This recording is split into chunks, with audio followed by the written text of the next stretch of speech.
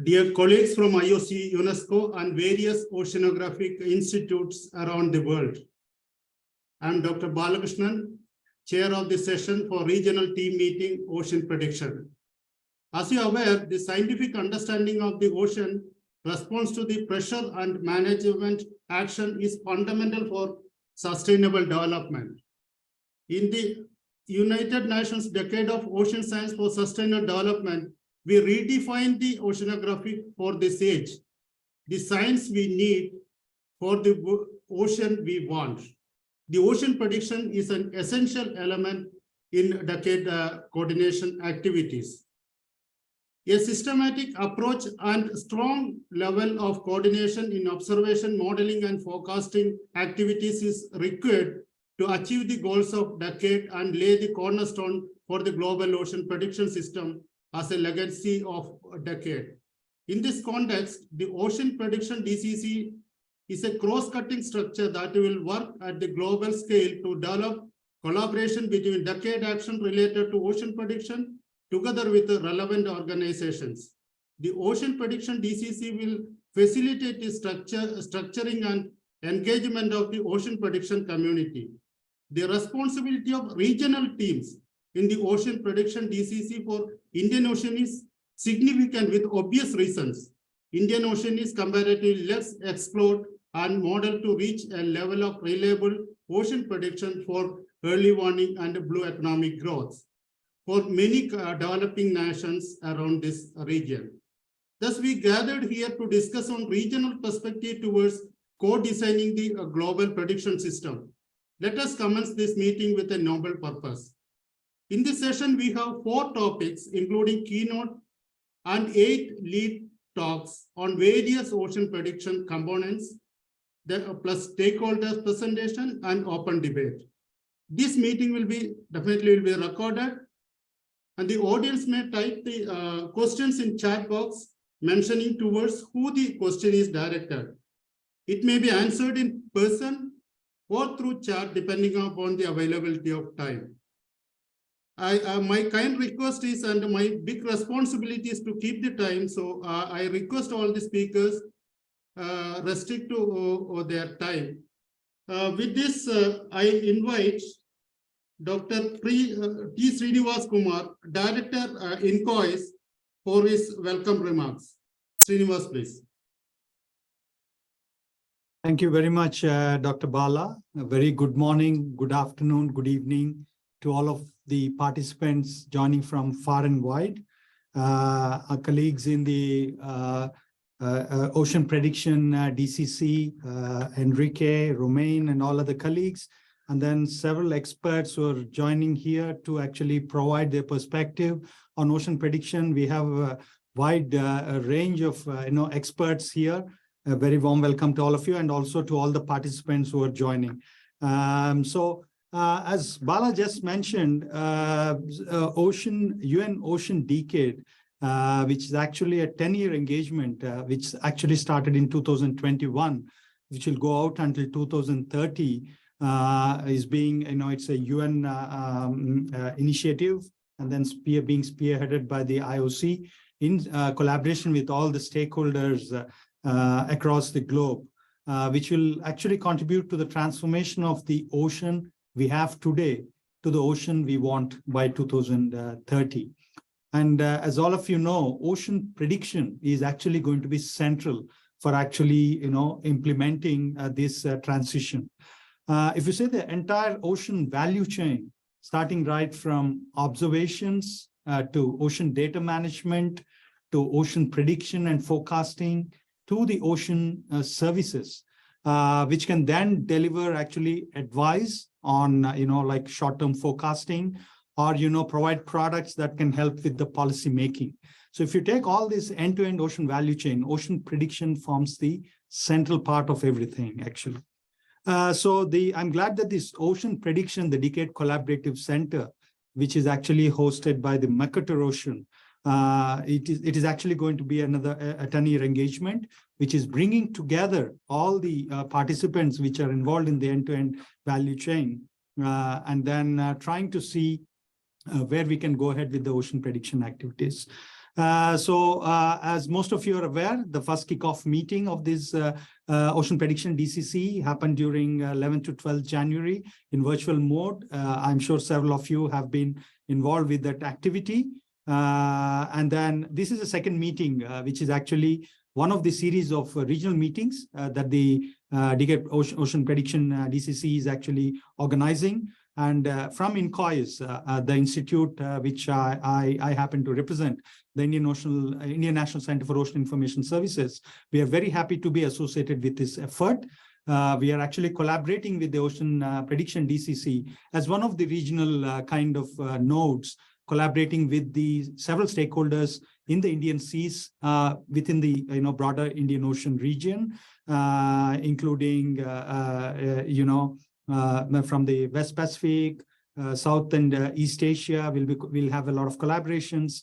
I'm told that we have about 125 people registered in this meeting, about 140 people attending it already. So in today's meeting, we'll hear from a diverse group of experts on what is the current status and then what is the vision for the future. In fact, there have been several initiatives in the region on ocean prediction. Several countries have set up their own prediction systems. Then we have several services. They're also users of these actually ocean prediction services. Now, how do we bring together all of these stakeholders and try to actually establish a system that can serve from the operational perspective and from the policy perspective?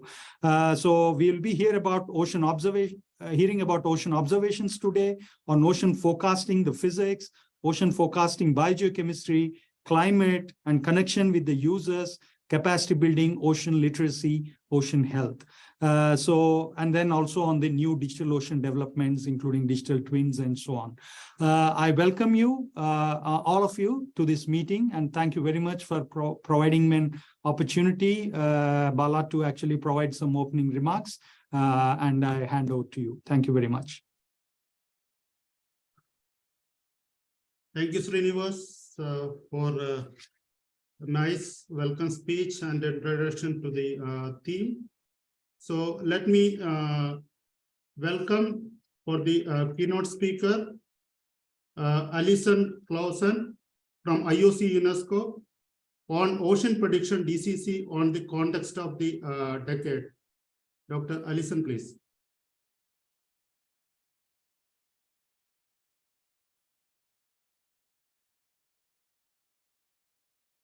Good morning, dear colleagues. It's such a pleasure to be presenting and talking to you this morning. I'm sorry that I couldn't be live by video, but we're right in the middle of our Decade Advisory Board this week, so unfortunately it wasn't possible. For those of you who don't know me, my name is Alison Clausen. I'm a program specialist at the Intergovernmental Oceanographic Commission of UNESCO, and I'm the Deputy Coordinator of the UN Decade of Ocean Science for Sustainable Development. And it's, as I said, a real pleasure to be talking to the Indian Seas Regional Meeting for the Ocean Prediction Decade Collaborative Center. You know, the ocean. Can you just increase the volume? It is not audible. 2017, with a growing recognition of the centrality of ocean science and ocean knowledge for many, many different facets of sustainable development.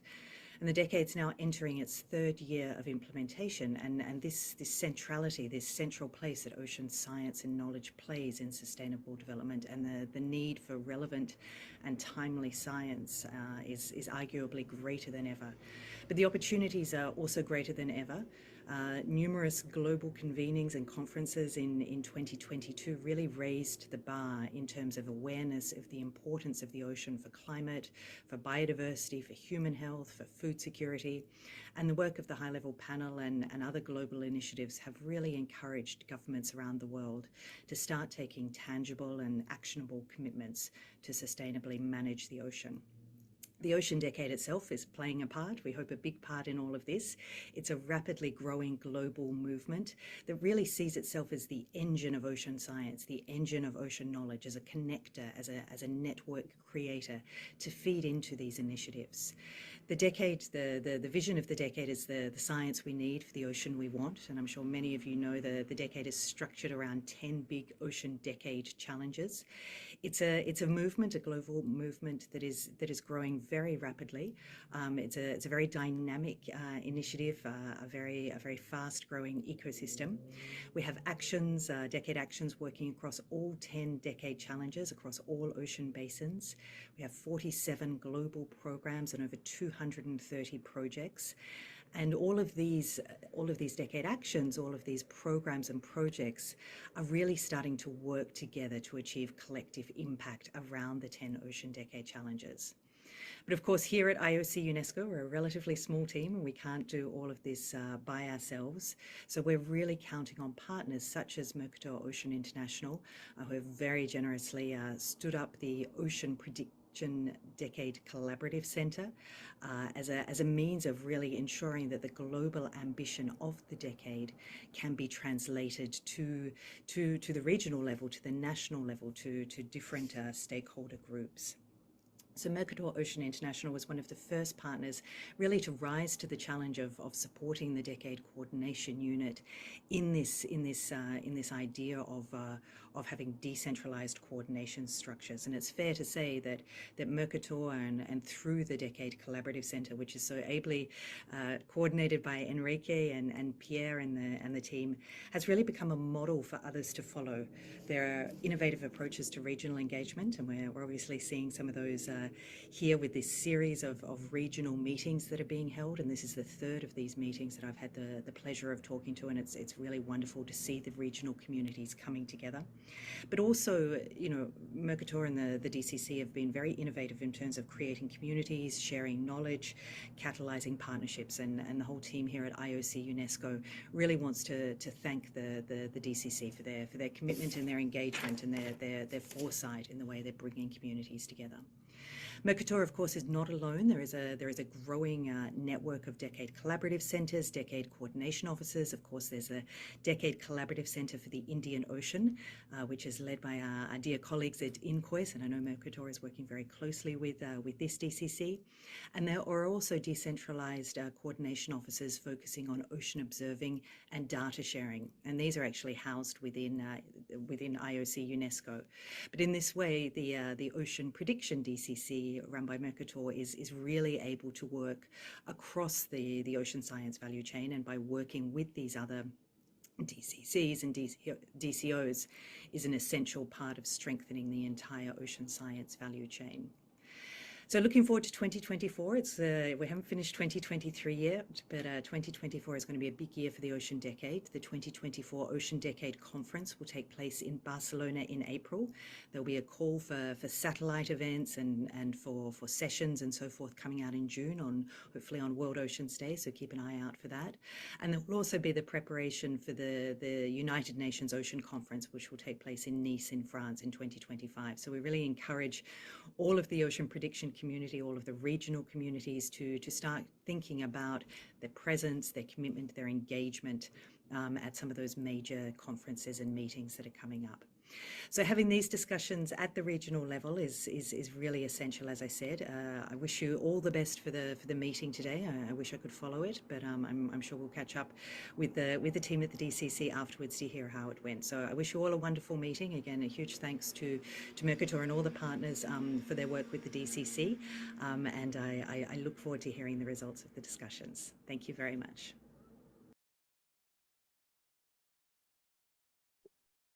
Thank you, Dr. Alison. Even though you couldn't personally attend this meeting, your points and the events of Ocean Decade and its significance, what we brought about, we really appreciate for that. Let us move on to the next speaker. This is Enrique's time. We will talking on introduction to Ocean Prediction DCC and to the regional teams. Enrique is from Mercator Ocean International. Dr. Enrique, your time, please. Thank you very much, Bala, and I will share now my screen. I think we have to take good note about the idea launched by Alison, and certainly we have to start thinking on preparing something of our DCC community for the Barcelona event. And after saying that, I will go through the explanation of what are we pretending to do with OceanPrediction DCC and its regional teams. So first, let me put the DCC in the framework of the decade. So where are we in this framework of the decade? Basically, you can divide following the decade implementation plan in two big blocks, the organizations of the decade. First, we have a block for governance and coordination. This is where we have the decade coordination unit, the duration, where Alilon is sitting. And then we have OceanPrediction DCC and other DCCs, such as the one that Alilon mentioned, very important for today, the one on India.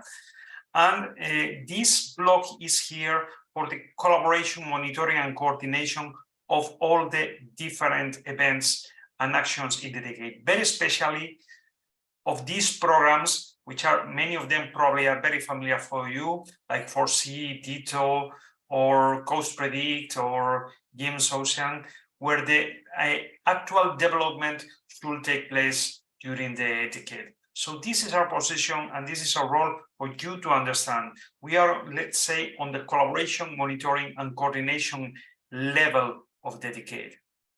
So going specifically to the OceanPrediction DCC, if I have to summarize what we pretend to do during this decade, is basically transforming the scenario for ocean forecasting. This is the ocean forecasting we have today. We are proud of our system. We know they are good. We have been working for decades in these systems, but we also know that they are somehow partially disconnected service.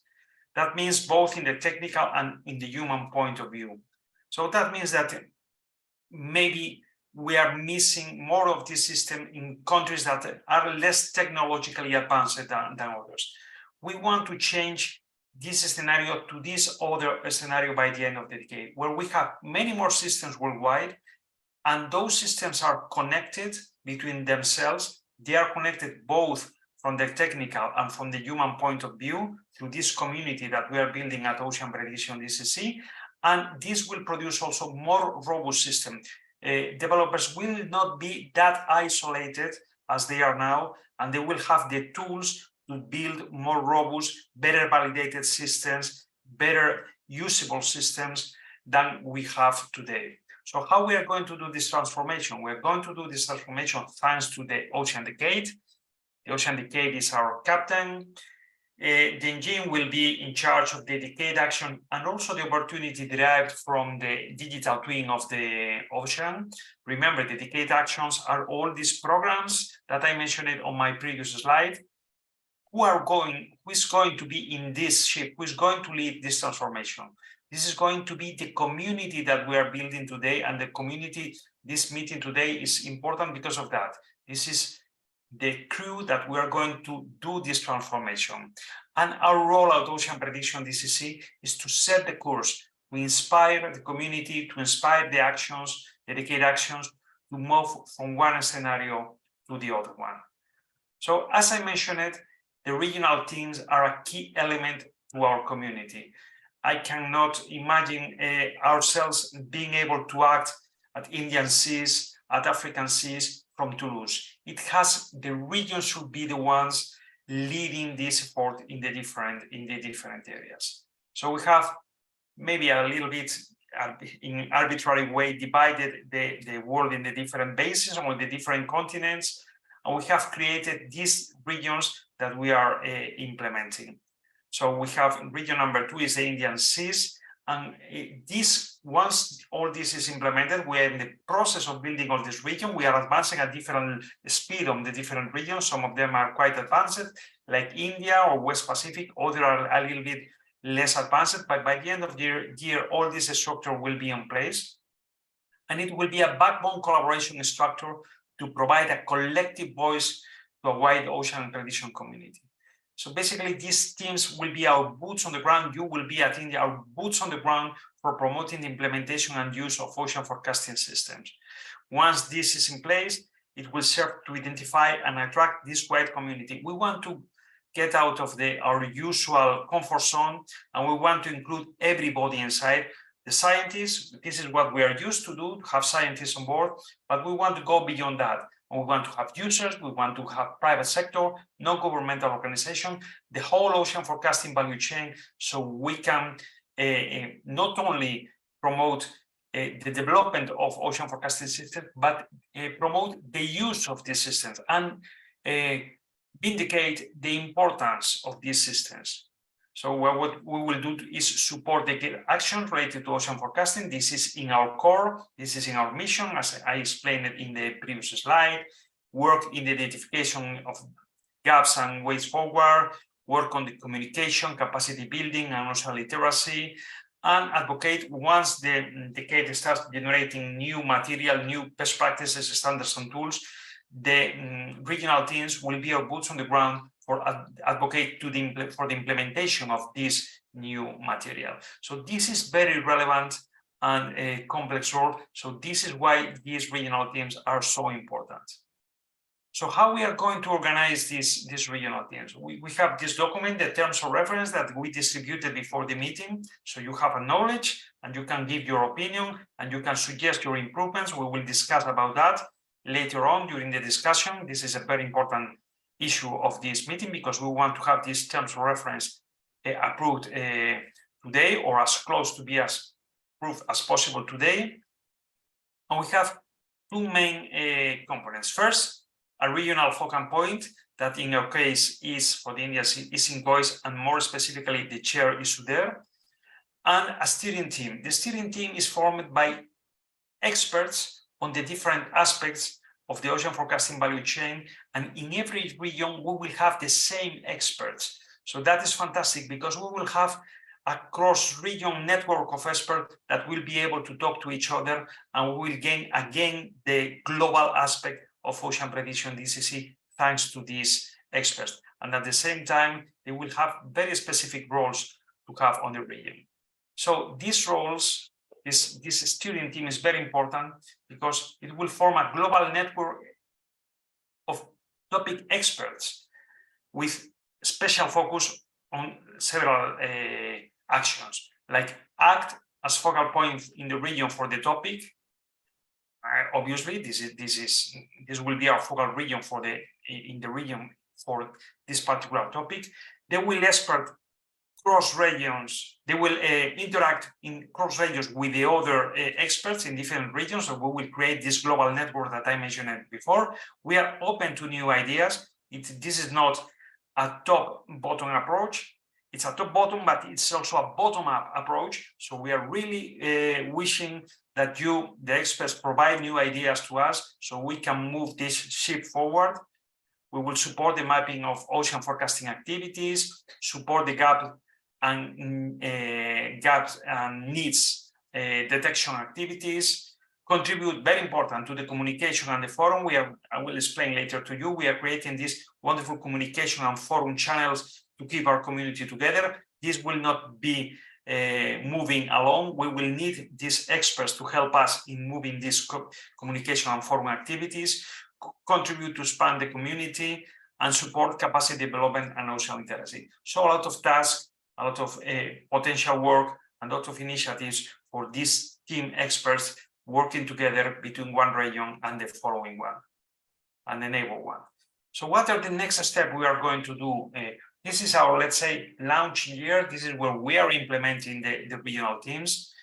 We are maintaining our participation in the what we call the event platform. This is the platform that we built for the kickoff meeting, which is still running. It will be up until July, and this is where we are having our communication now. It's not what we want. It's not the best platform for doing that. So we are working on the next generation, which will be our webpage. We are having the first regional team meeting in every region. This is where we are going to present and approve the terms of reference. This is exactly what we are doing now, and we are starting our activities today officially. And we will move our focal points from the to the new Ocean Prediction DCC webpage. Hopefully, will be up and running by approximately July this year. We are working on that, and we will give you some highlights on this very soon. And we have to work on the development of the capacity development and gap detection plan that will be needed to be finished by the end of this year. So we are not doing capacity development, we are not doing gap detection this year, but we are building the plans to start doing that in 2024. And this is very important steps to have a healthy development starting in 2024. And maybe, hopefully, we will have a second meeting like this one by the end of the year. And in this one, we will approve this capacity development and gap detection plan, maybe in November, December. So we will see how it goes, depending on also how it goes on the different regions. And maybe we can start adding here, following what Alison said to us, that we have to start planning something for Barcelona next year. As part of these ongoing efforts, we are trying to find, as a first activity in this gap detection thing that we are starting to move, we are starting to check the user's degree of satisfaction with our systems. So we are doing a small survey. It takes around 10 minutes to fill for the users of the system. This is not for the developers. If you are a developer and you are not a user, you are not supposed to fill this one. We will put this link on the chat, and please send this to your users. We have obtained up to now around 120 replies. Sorry, because this jumped automatically. Around 120 replies, and maybe some good news is that even better than I expected. They are quite happy about the quality of our application, but I do not bias you. Please, if you are a user, go here, do the survey, and if you are a developer, send this link to your users so we can have a large base in this survey. The things that we are developing at this moment is, for example, the Atlas, and to identify our community. This is how it's starting to look like. It's not at all the final version. We don't see the model domains here. We will see the model domains on the final version. We will have an online atlas to identify the operational forecasting system, the individuals, the institution, and also the downstream services. It will be a valuable source of information for our activities and a way to find partners in the region, and will be also available to foresee, for example, to Kaust community and others to add and modify this information. About, as I mentioned it, the importance of communication. We are building this web page. This is how it looks like. It's on change now. It's not necessarily the final look. Today it looks like this. It's not open yet. It's not public, but I want to show you the excitement about this beautiful interface, where we will have a focal point, where we'll have community advanced matchmaking service, where people can contact each other, companies can contact users, institution can contact users, everybody can talk to each other here. And we will have a specific section for the regional forum, so the regional teams at India will be able to drop all the news, to drop all the communication here. Also, we have the section about the news, the communication focal point, where we will drop here if you develop something new, if you do something, a change in your system, if you have a new application, a new use case, whatever, it's an important new. If you are going to do a meeting, you are going to do something which is interesting for the community, this is where we will have our focal point for communication. Again, it will have the capability of selecting news from the regional team, so you could access only if you are interested in the regional team news from India. So we start with more than 1,800 persons that will be here, because those are the persons that registered for the kickoff event, and those are our initial points for this communication. Also, we have capacity, the resources. We will put different resources into this web page, so the developers and the users can access to these resources. And a good example of that is the tubes guide. I hope that you have seen the TÜVS guide at a certain moment. If not, I recommend you to Google it and find the TÜVS guide and download it. It's a book about how to build ocean forecasting system. And we will convert this is how it looks again today, into an interactive guide in a wiki site, so you can improve what is on the TÜVS guide. You can contribute to the TÜVS guide, and from time to time, we will compile of the improvements and make a new version of the TÜVS guide. This is the idea. Every 3-4 years, we will then release a new version with the input from this wiki site that we are building. Finally, about capacity development, Romane will explain everything in detail later on, but I want just to highlight that we will focus very much on using the TÜVS guide as our backbone for capacity development, and we are doing this year following the first steps on this, which is basically building our plan. How we are going to build our plan? By engaging stakeholders, assessing assets and needs, and designing the solution that we want to do, by building this plan that we want to do starting in 2024. There's a whole presentation by Romane after me explaining this.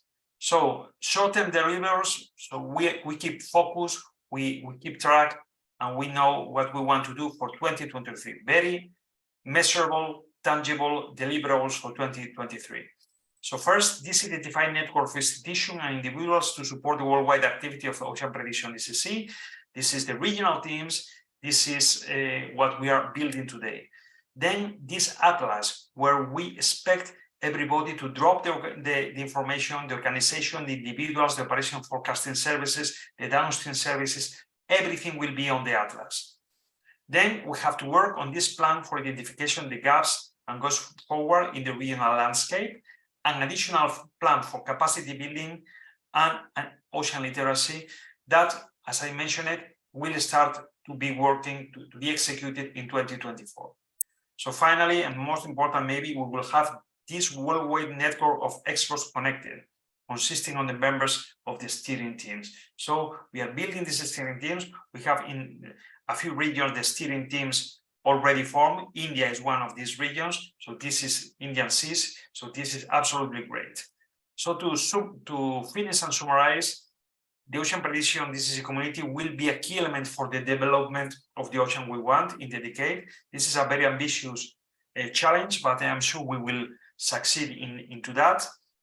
The regional teams will be the pillar for the success of this community, supporting capacity development and promotion, the adoption of tools, standards, and best practices to deliver as one.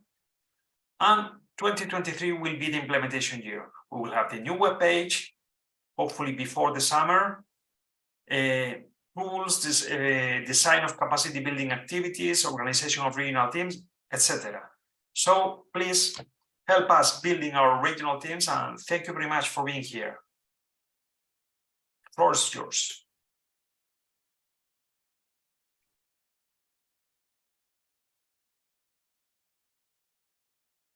You are muted, Belal.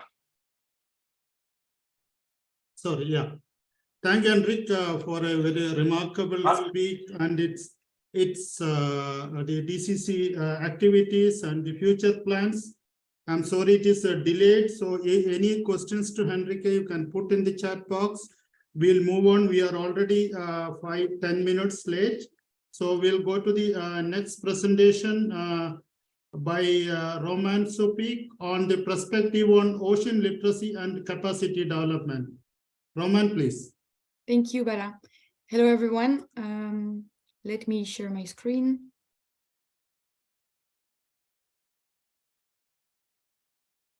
Okay, so I'm gonna give you a small introduction on the perspective on ocean literacy and capacity development within Ocean Prediction DCC. So what are gonna be the activity that we develop and how we're gonna develop it.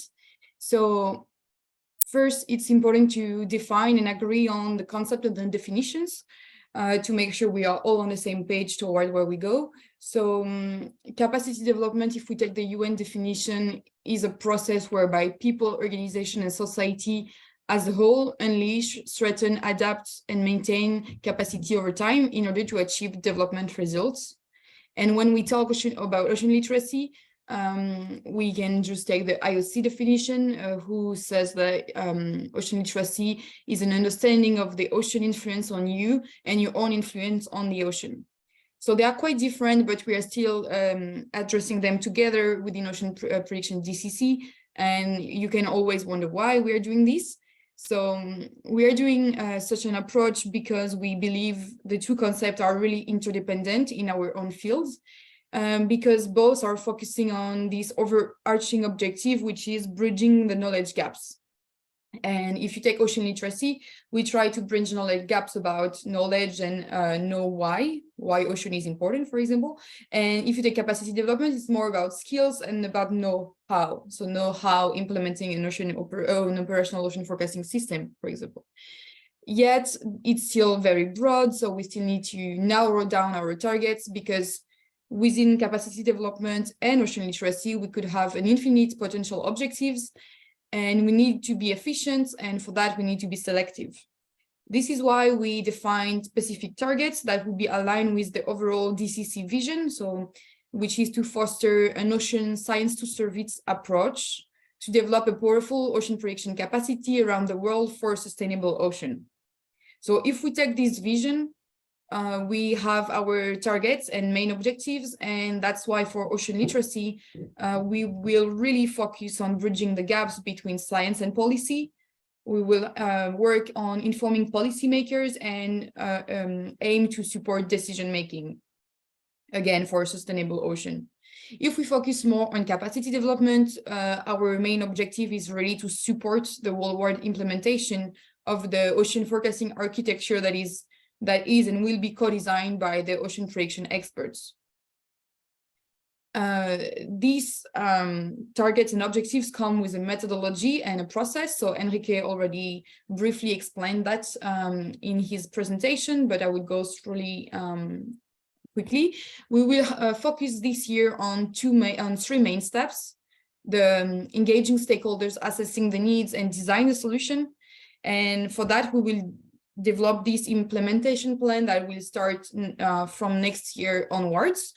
And that will start with the implementation phase, and of course, later on the evaluation phase and impact assessment. And throughout this whole methodology, we will of course need the help of the steering teams and on the regions.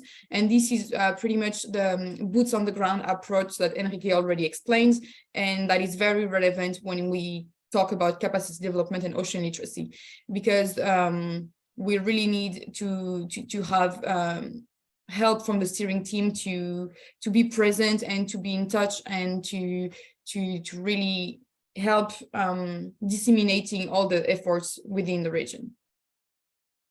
So if we focus more on this year's plan, the priority is really to build these roadmaps we are talking about. That will be the roadmap of the implementation plan for next year onwards. So we have three steps. First, we are focusing on mapping the landscape, what exists in ocean literacy and capacity development, what are the aim of the activities, the goal, the targets, etc. Then we will work on identifying the gaps. What is still needed, what are each region lack of, is there specific needs according to one region for another? We already know that they are, but we need really to know what are they. And then we will work on defining our priorities. And for all these steps, we have key consideration to have in mind. Again, there is a strong emphasis to have on the regional specificities. When it comes to challenge, need, and stakeholders, each region is different, and this is pretty much why we have this approach of regional team, and why we also need the strong support of the steering teams, as we said. Then there is also some budget uncertainty that we have to keep in mind, and this is why when we formulate our plan, we will make sure to consider different scenarios according to different budget that we could have down the line, and we make sure that we have something ready to implement, and that is a realistic approach. Then if we talk briefly about the plan that we will formulate and what will happen in 2024 and onwards, it's still a draft, of course, because we will work on it this year, but we already know that the ETUF guide that Enrique briefly showed you also will be really the backbone of the capacity development activities. Also, we are really sure how we will work. We will have regular meetings with the 9 ocean literacy and capacity development experts within each steering team. So each region will have this expert, and we will make sure to have cross-region meetings quite often.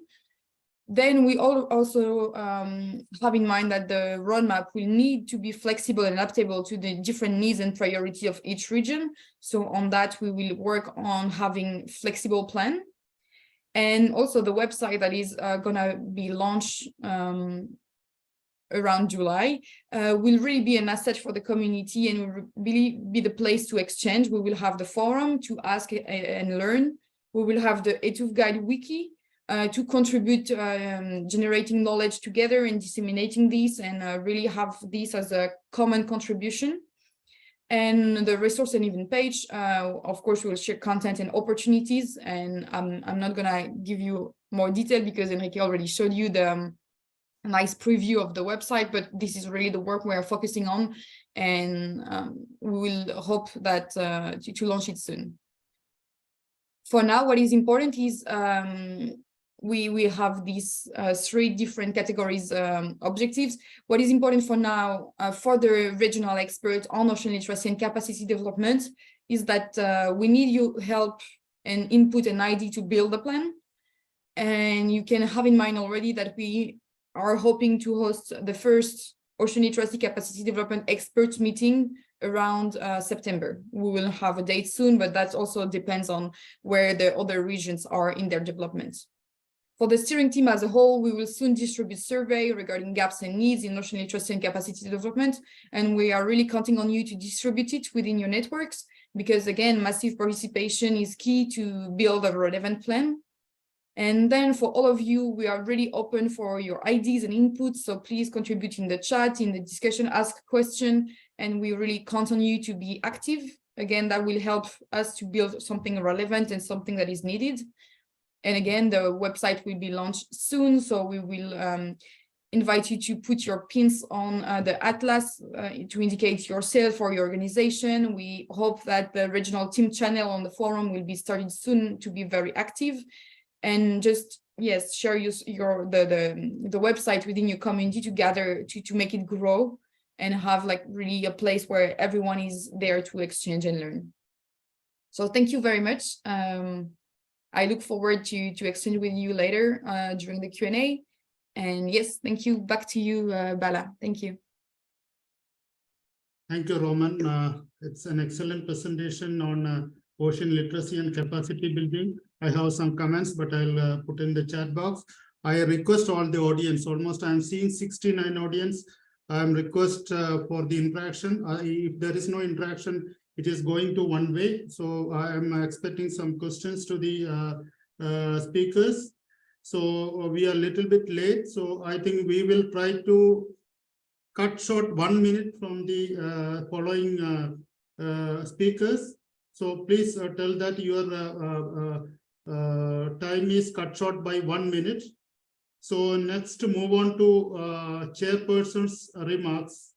Chairperson is Dr. Sudhir Joseph from INCOIS. Sudhir, your time, please. Thank you, Dr. Bala. In fact, we heard from earlier speakers that we have to move towards a ocean we have to an ocean we want. And towards achieving this goal, IOC UNESCO has identified several sub-challenges. So one of the interesting and important challenges that UNESCO has identified human behavioral change that is required to be made. So this is an important thing, and it is the most challenging as when I think about it. So why we are in this situation? Because we were acting before we thought. So now we are thinking how to rectify the damage of our actions. So I believe the ocean literacy and ocean capacity building activities will do the needful for fixing this basic issue. The second challenge I'm seeing in this is to make sure that our forecasts are accurate enough and fit for the purpose. as a forecasting agency, we often hear complaints or the demands from users for better forecast, particularly in case of currents, because some of their operations are not happening in as they expected because the currents are underpredicted or it is over-predicted. So when we look for comparisons with other forecast centers, we see, or often we see that the comparisons are not that different. So this means that the problems in forecasting are common in nature. And as a group, we have to think how we will improve the situation. Now, when we think about next 10 years, can we dream of a situation where all the forecasts from different centers are put in a cloud and an ensemble forecast is issued? Or by the end of the decade, are we going to embrace artificial intelligence-based forecast? We have to think and see how it proceeds. And another major challenge is forecast of biogeochemical parameters, which is important for the health of oceans. Now, when we think about third challenge, that is the availability of observations. As we all know, the COVID-19 has made a big dent in the daily available observations for data assimilation. And many countries cut short their budget to for ocean observations. And we have to take this as a very serious efforts. And my colleague Pattabhi will be shedding more lights into these problems. And fourth challenge, I would say, is to extend the forecast to the end users in a format they understand and they are able to use. We, as a region, we have diverse population with several languages spoken across, and we need to ensure that each of these users are able to use the forecast we issue. This will be another challenge. So again, the capacity building and ocean literacy should contribute to this challenge. I'm sure with today's deliberations, we will be able to hear expert views on each of the above challenges, and we will be able to draw a roadmap so that we can move ahead in coming years. Thank you, one and all. Let us hope for a very good interaction in this meeting. Thank you, Sudhir, for stressing many points, including the behavioral change and accuracy of the forecast and the users, etc. So we don't have much time for discussions now. So let us actually move to the one of the most interesting part of this session. That is some topical thematic presentations or lead talks on the present day situation in the region, plans and perspective of all components of ocean predictions, including ocean observation to forecasting of different components and digital ocean development, capacity building, ocean health and ocean literacy. So I will move on to my colleague, Dr. Pattabhi Ramarao on ocean observations. Please reduce 1 minute from your presentation time. So it is actually to save myself for keeping the time limit. Thank you, Pattabhi.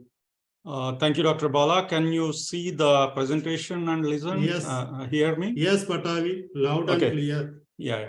At the outset, I would like to thank OceanPredict DCC for giving me the opportunity to briefly present on the ocean observations in the Indian Ocean, the present status, the plans, and the perspectives.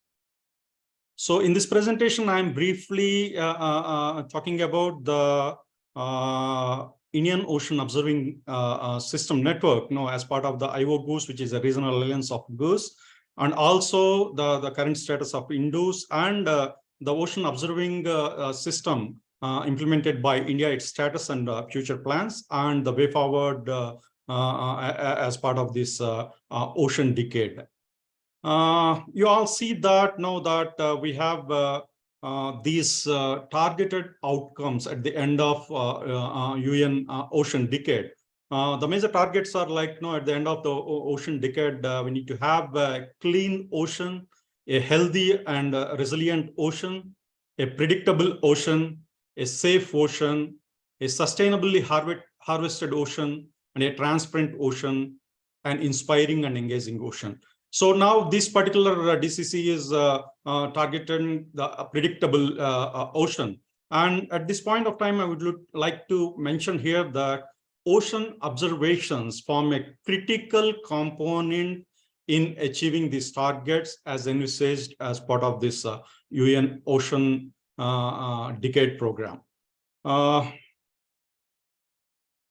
think in the opening remarks, Enrique has mentioned about the role of GOES as a critical element in the collaborative structure as part of this OceanPredict DCC.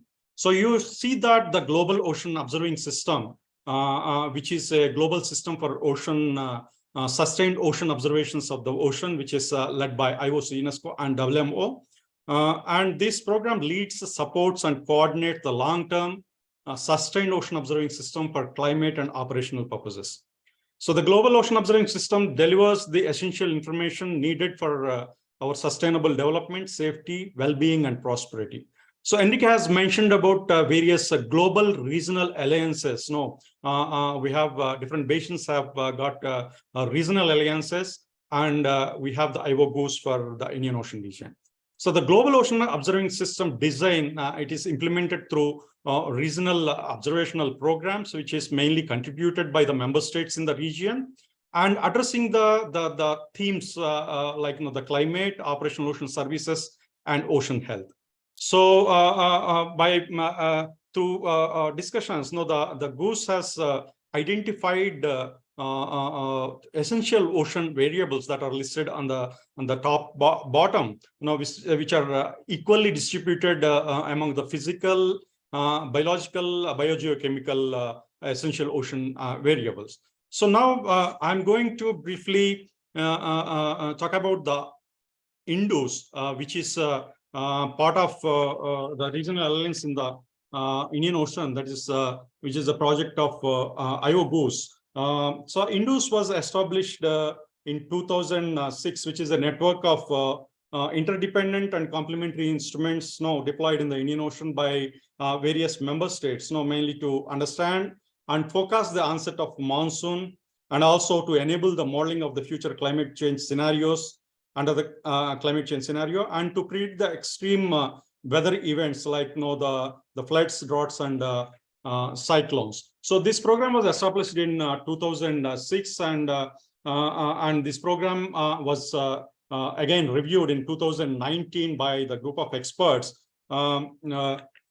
considering the rapid changes that also caused by the climate change, and also taking into the account of the societal needs, operational drivers, and the scientific drivers. The INDOS has come up with the version 2, that is INDOS 2, and we have come up with a roadmap of sustained ocean observations for the Indian Ocean 2020 to 2030.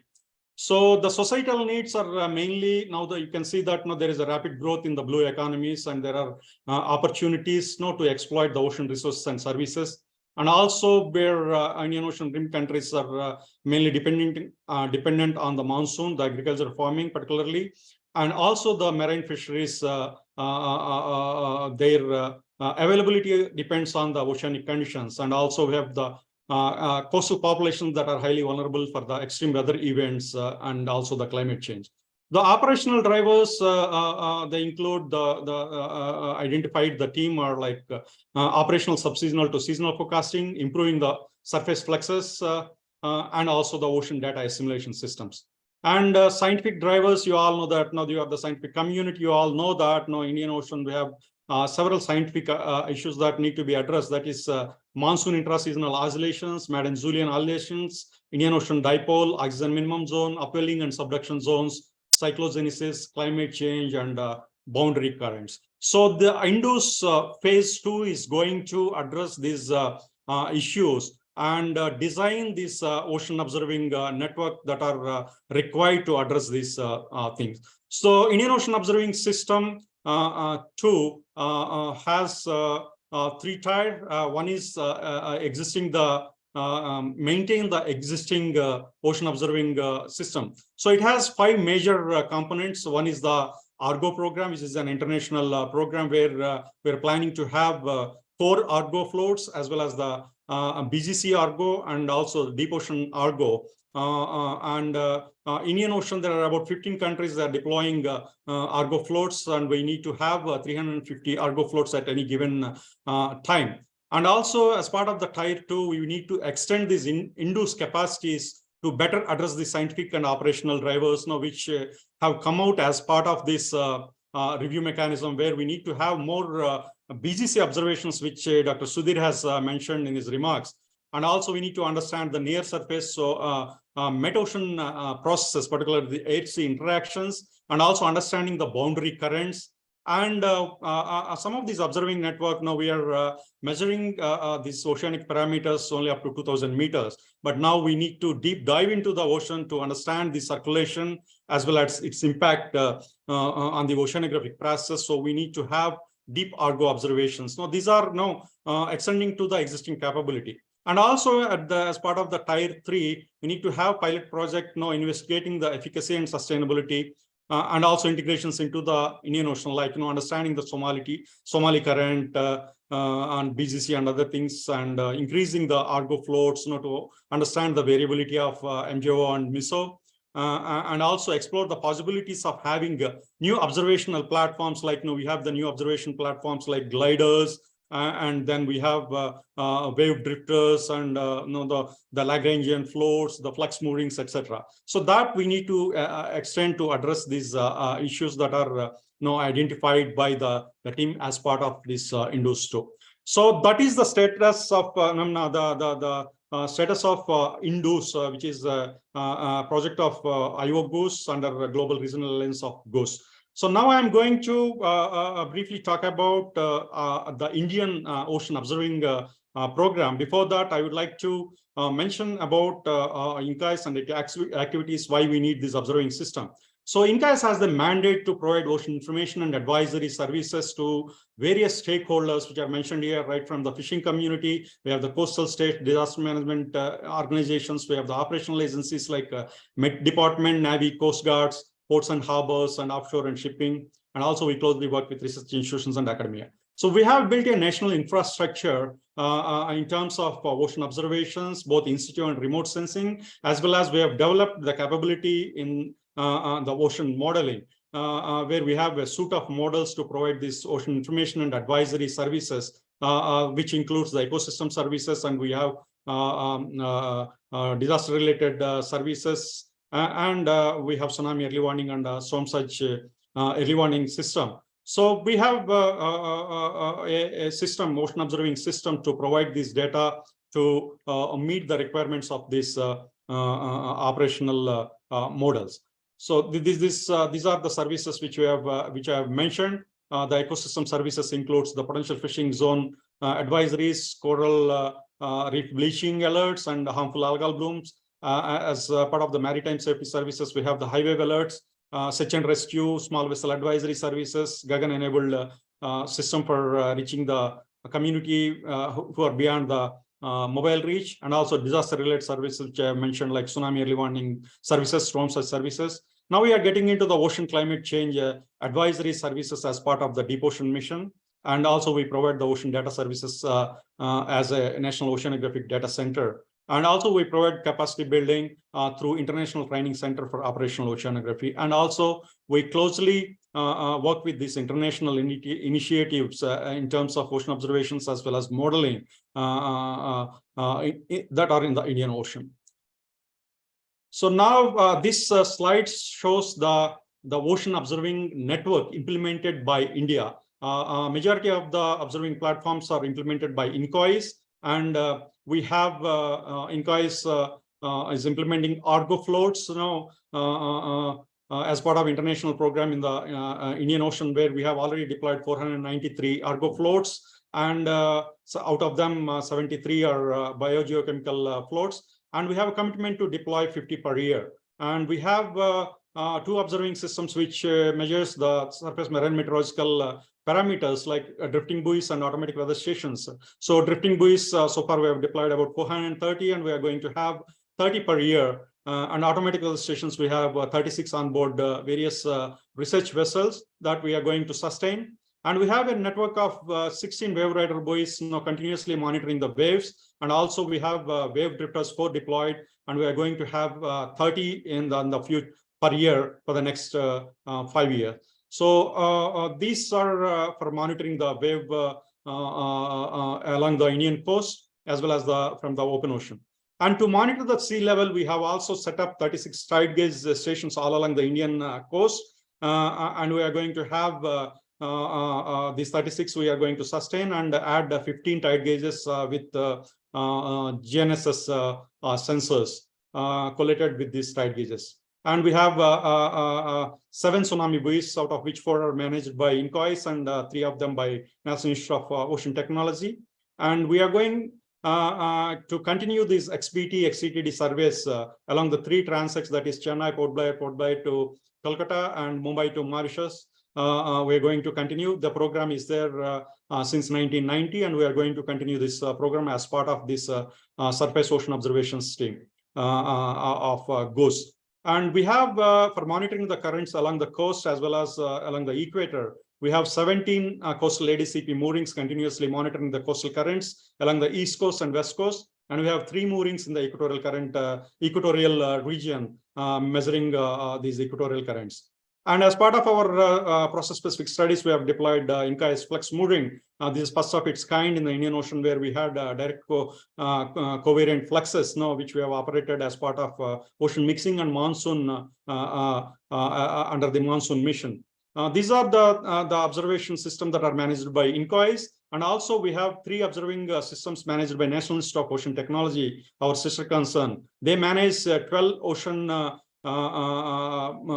moorings in the Indian Ocean, both in Bay of Bengal and Arabian Sea, and also 3 tsunami buoys, which I have mentioned earlier.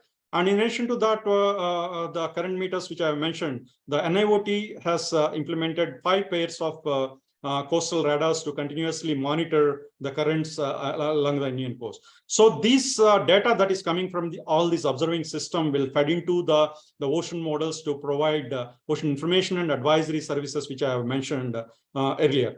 And also INCOIS is part of many international programs, which I have mentioned. IOGOOS, which is a GOOS Regional Alliance in the Indian Ocean. We are participating in the International Indian Ocean Expedition. We are part of International Argo Program, Ships Observations Team, Ships of Opportunity, DBCP, and also Ocean Sites, where we closely work with them in developing standards, best practices, and also the quality control procedures that are required for the operational ocean models. So that is the current status. And we have some new programs which have initiated as part of this new plan. One is the Deep Ocean Mission Vertical 2, where we are going to move towards providing ocean climate change advisory services, where we're going to facilitate climate change advisories for the societal and economic benefit of the Indian coastal region. As part of this one, we are going to develop a suite of models to understand and provide future projections of sea level rise, cyclone intensity and frequencies, storm surge and waves, biogeochemistry and ecology, and also we are going to have a deep ocean observing system. And we are going to have 10 deep Argo floats in the Indian Ocean. We're going to have 8 gliders, 4 of them continuously monitoring, 2 in the Bay of Bengal and 2 in the Arabian Sea, continuously monitoring this temperature and salinity and other BGC parameters. And also we are going to have wave drifters as part of this deep ocean mission. Another important activity which we are starting is we were not having much coastal observations, but now we are going into observe the coastal waters, where we are going to have 6 coastal water quality monitoring buoys, mainly to monitor and understand the BGC processes in the Indian Ocean, Indian coastal waters. This is mainly to provide water quality services along the Indian coast in future. So at this point of time, my colleagues are at Kochi, where they are going to deploy the buoy in Kochi by tomorrow. At the first phase, we are going to have 2 buoys, one at the Kochi and one at the Visakhapatnam on the East Coast. So by end of May, we are going to have 2, one in the East Coast and one in the West Coast, continuously monitoring the coastal waters. So this is the new program, and we are going to have the 6 by end of this the plan. And in addition to these operational programs, and also we are going to have process-specific studies to understand various processes, particularly the atmospheric boundary layer and marine boundary layer, mainly to improve the quality of monsoon forecasts issued by IMD, as well as operational ocean services provided by INCOIS, to understand the physical and biogeochemical process and incorporating them in the numerical model. This is an Indo-US collaborative effort now, where we have come up with this project called ACOMSAT. It's called Enhancing Knowledge of the Arabian Sea Marine Environment Through Science and Advanced Training. So as part of this one, we are going to have field campaigns in the Arabian Sea using the most advanced oceanographic instrumentation like UCTDs.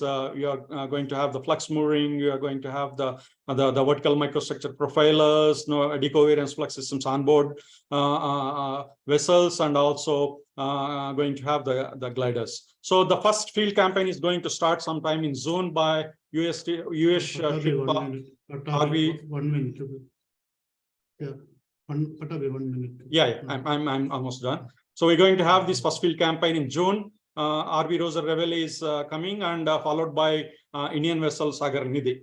So these are the programs the India is implementing, and you have seen that the huge amount of data is coming into the system, where we have developed end-to-end data management system to receive this data, process it, quality control it, and provide the web-based ocean services.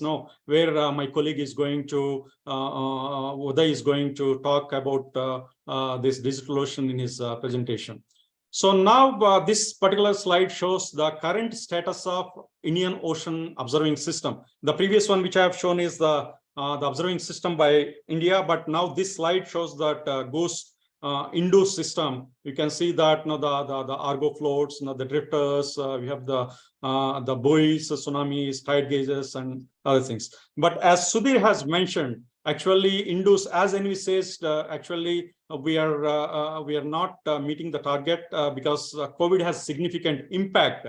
Suppose if you see that in this particular slide, we miss this Rama mooring, which is a very important observational system in the Indian Ocean as part of Indus, which is missing here because COVID has a significant impact. So after COVID, this is the recent status. None of the Rama buoys are working here. And similarly, Argo floats, there were no deployment during the COVID period. And now we are going to resume this network back. Rama is going to have a cruise which is provided by Ministry of Earth Sciences. Ship time is provided by Ministry of Earth Sciences, and hopefully the network will be resumed soon. Similarly, Argo floats, there were no deployments. And if you see on the bottom right panel, there is a huge void in the Indian Ocean because there were no deployments. And this is a matter of serious concern because Sudhir has mentioned that this has a significant impact on the ocean data assimilation. So now the community, ocean observing community, is very serious, and now we are going to resume the deployments to bring back to the normal stage. So now I see as a perspective, I would like to see that GOOS is at the heart of the ocean decade. And the ocean observing community has opportunities as part of this GOOS Ocean Decade program. Actually, GOOS has identified 3 Ocean Decade programs. One is the Ocean Observing Co-Design, which is aimed at creating partnerships, process, and infrastructure to evolve ocean observing and co-design with the stakeholders. And other program is Ocean Observing Together, which is aimed at transforming the ocean data access and availability, which is also mentioned in the opening remarks, where we are going to work fit to purpose observing systems and also have ocean data availability to the community. And also another program is OceanPredict, where we are going to have the revolutionizing the global coastal ocean observing and forecasting through co-designing and observing together, where we can have open and free access to this coastal. So this is an opportunity for the ocean observing community as part of Ocean Decade program.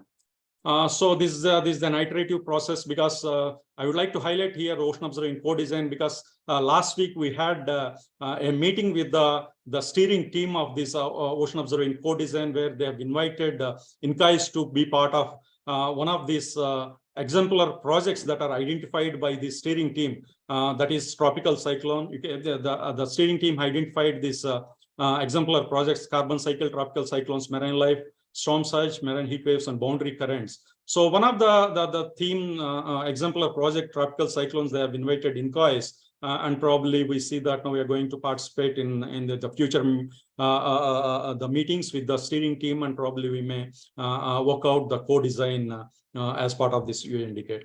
So that's all from my side, and thank you for this opportunity once again. Thank you, Bala. Thank you, Pattabhi, for a detailed presentation. And I think you can see some of the some comments from the audience, especially I think from Vinay. The definition as BGC as a variable is very general. They need to be more specific. I think you can answer to that in chat, and also one from Ashok regarding this forecasting. I think we don't have time. We have a running short of almost 15 minutes. So let me call the next speaker, Professor Ibrahim Hoteit from Kaust, Saudi Arabia, on ocean forecasting, the physics part.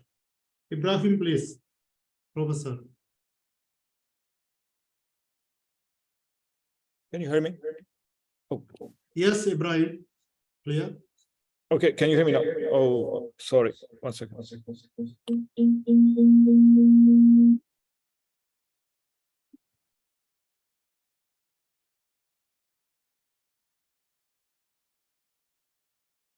Speakers, please reduce your time by 2 minutes. So we are, I think, running short of the time.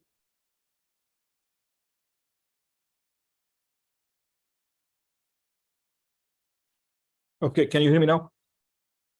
Yes, Ibrahim, loud and clear. Okay, 1 second, please. Just so if I share the screen, share. Can you see my screen?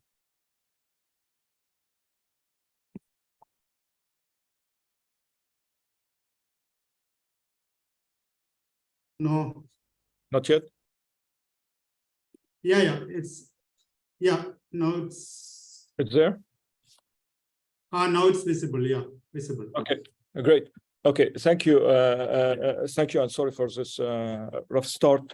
So my name is Ibrahim, and I'm from Kaust, from Saudi Arabia University, and I'll talk quickly about the forecasting of the physics of circulation.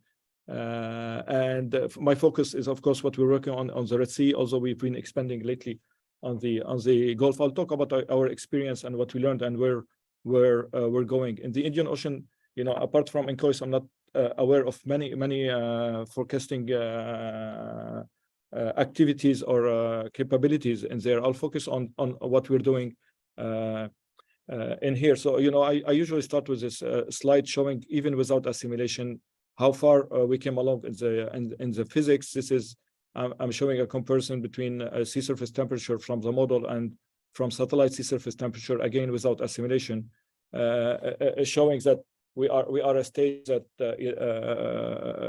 that we can provide accurate forecast. This is temperature, and if we assimilate this data into the model, we can even get to a even closer view with the data.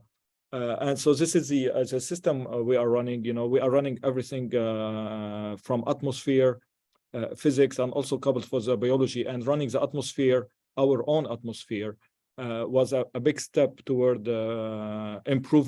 greatly improving our ocean. So before the assimilation, we did a lot of work to get the right physics, the right fluxes into the ocean, which was a very crucial step. We spent a lot of time on it, but it was very important before getting to the assimilation step. And now I'll show you at the end, we're getting to the coupling and the assimilation into the coupling system. So this is a system we are running. It can handle any data, whatever data available from satellite, from in situ data. Now for assimilation and making forecasting, we're using some kind of hybrid ensembles. Hybrid ensemble is a sense, part of the ensemble is dynamic, part of it. Here we're using 50 dynamic and 200 static, but the static is also climatologically varying. And they provide also some, not only to increase the rank of the for the analysis of the ensemble, but also some smoothing of the climatological sense, and it is quite beneficial. The other steps that made us to make very good progress in terms of assimilation and of course and therefore forecasting is to account for uncertainties in the system. Usually we just inflate covariances, but using the uncertainties in the forcing, not atmospheric forcing, and here we're forcing our ensemble with the ensemble of atmospheric forcing from ECMWF. This was a very big step forward to improve the assimilation and the spread and the uncertainties and representation of the uncertainties in the ensemble. We also perturb the physics from using different schemes, using parameters, some kind of representation of the model error. And there, I think it's a much better way to describe model errors than adding it for people who work on assimilation as an additive term and trying to estimate it because it's already parameterized. We should work on the parameters of the parameterized system. Anyway, so accounting for the uncertainties in the system was very important to get into a good assimilation system, and with that we can beat any global product very easily. We get to around less than half a degree in errors in temperature, less than 4 or 5 centimeters in sea surface height. We have our own operational system for the Red Sea and the Gulf available. We continue developing further with real-time tools for the users so they can use them, and like here conducting oil spill real-time. I'll give you an example. We talked about the importance of the currents. It has been mentioned. It's not that easy thing. This is an example of the oil spill which that happened in the Red Sea, just in our backyard here. In 2019, a tanker supposedly got attacked and released a lot of oil. And these are the satellite images we were processing real time. The first day, the red is showing the spill from the tanker, and actually showing that the tanker didn't stop. Actually, it continued sailing while leaking. And actually it got to here, but the satellite image of the first day didn't cover, it only covered this area. And the second day it started turning with the currents, and on the third day we get a very good image of green.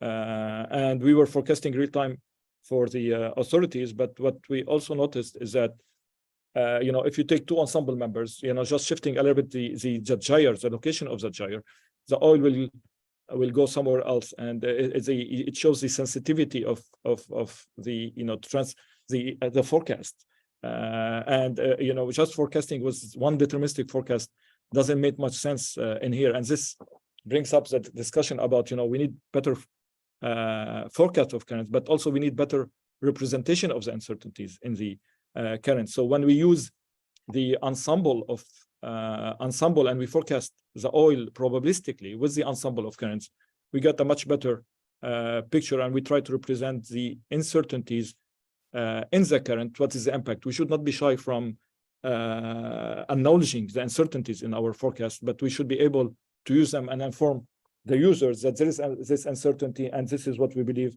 is going on. It's much better product than saying this is where the oil is protected to go, and then at the end it doesn't go. Dealing with current is not simple at all, especially we don't have much data either. We're trying to make our system smarter in the sense that all the way from satellite detection to operational forecasting, all linked without human intervention. We're almost there yet. Just detect the oil from images and just forecasted real time. In the next months or so, all this thing will be fully operational. Now, to improve the system, continue improving the forecasting work, we're working on several angles from an operation, from improving the data assimilation capabilities.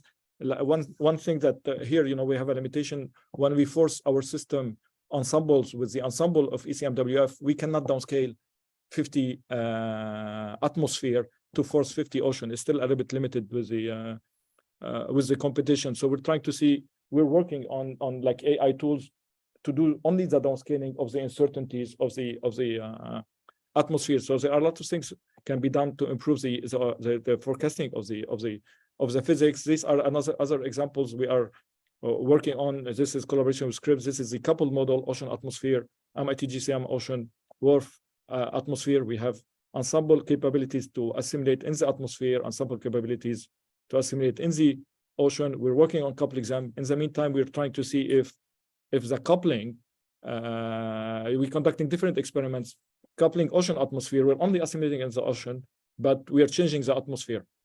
So there is coupling, but the atmospheric component is driven by the ensemble of ECMWF. So we added the coupling to the results I showed you. And here, just adding the coupling, we get great improvements in the forecasting of the physics without even assimilating in the atmosphere yet. So we're seeing really encouraging results from the systems. Computation, it will be much more demanding, but with the new computational power we are receiving by the end of the year, we'll be able to do this and even making it fully operational. We're also, just last slide to show that we are also working on the coupling, not only ocean atmosphere to get better physics and atmosphere. We're also, and this is, I think, the topic of the next talk about biogeochemistry. We also have assimilation into coupled physics and biology through the same system. And here, these are just independent data of chlorophyll in depth and oxygen in depth from a glider, just assimilating chlorophyll from satellite and the physics. It's fully coupled assimilation, physics, biology, and we're also getting very, very, very encouraging result in terms of chlorophyll on the surface. We get we have very good skills in terms of also forecasting physics. So from the experience we get, getting the right uncertainties for forecasting, using the ensembles, the information in the ensembles, we should use them more, and how we can improve it, improve our products further. There are many ways still, although we're getting to a point where we are mature, but we can still improve from coupling. We started from improving the atmosphere. Coupling with the ocean is bringing more now. How we couple ocean atmosphere is one minute. step. I'm done. One minute, please. I'm done. Thank you very much. Thank you, Ibrahim. Very excellent presentation, but we don't have much time for interaction. I think that is, I am not seeing in much, but I think a chat box, people are making their comments and questions. You may please see that one. Sure. So one interesting reply, I think Enrique has told on BCG EOVs. I think we have a great discussion on EOVs during the last Go Steering Committee meeting. I think we also requesting for a prioritization of these EOVs for the forecasting purpose. So I think that is my comments. So let us go to the next presentation from Professor P.N. Vinayachandran from IASC India on ocean forecasting biogeochemical part. Over to Vinay. Thank you, Bala. I'm waiting for the previous speaker to unshare the screen so that I can start sharing. Okay. You have stop share on the bottom. On the bottom, stop share.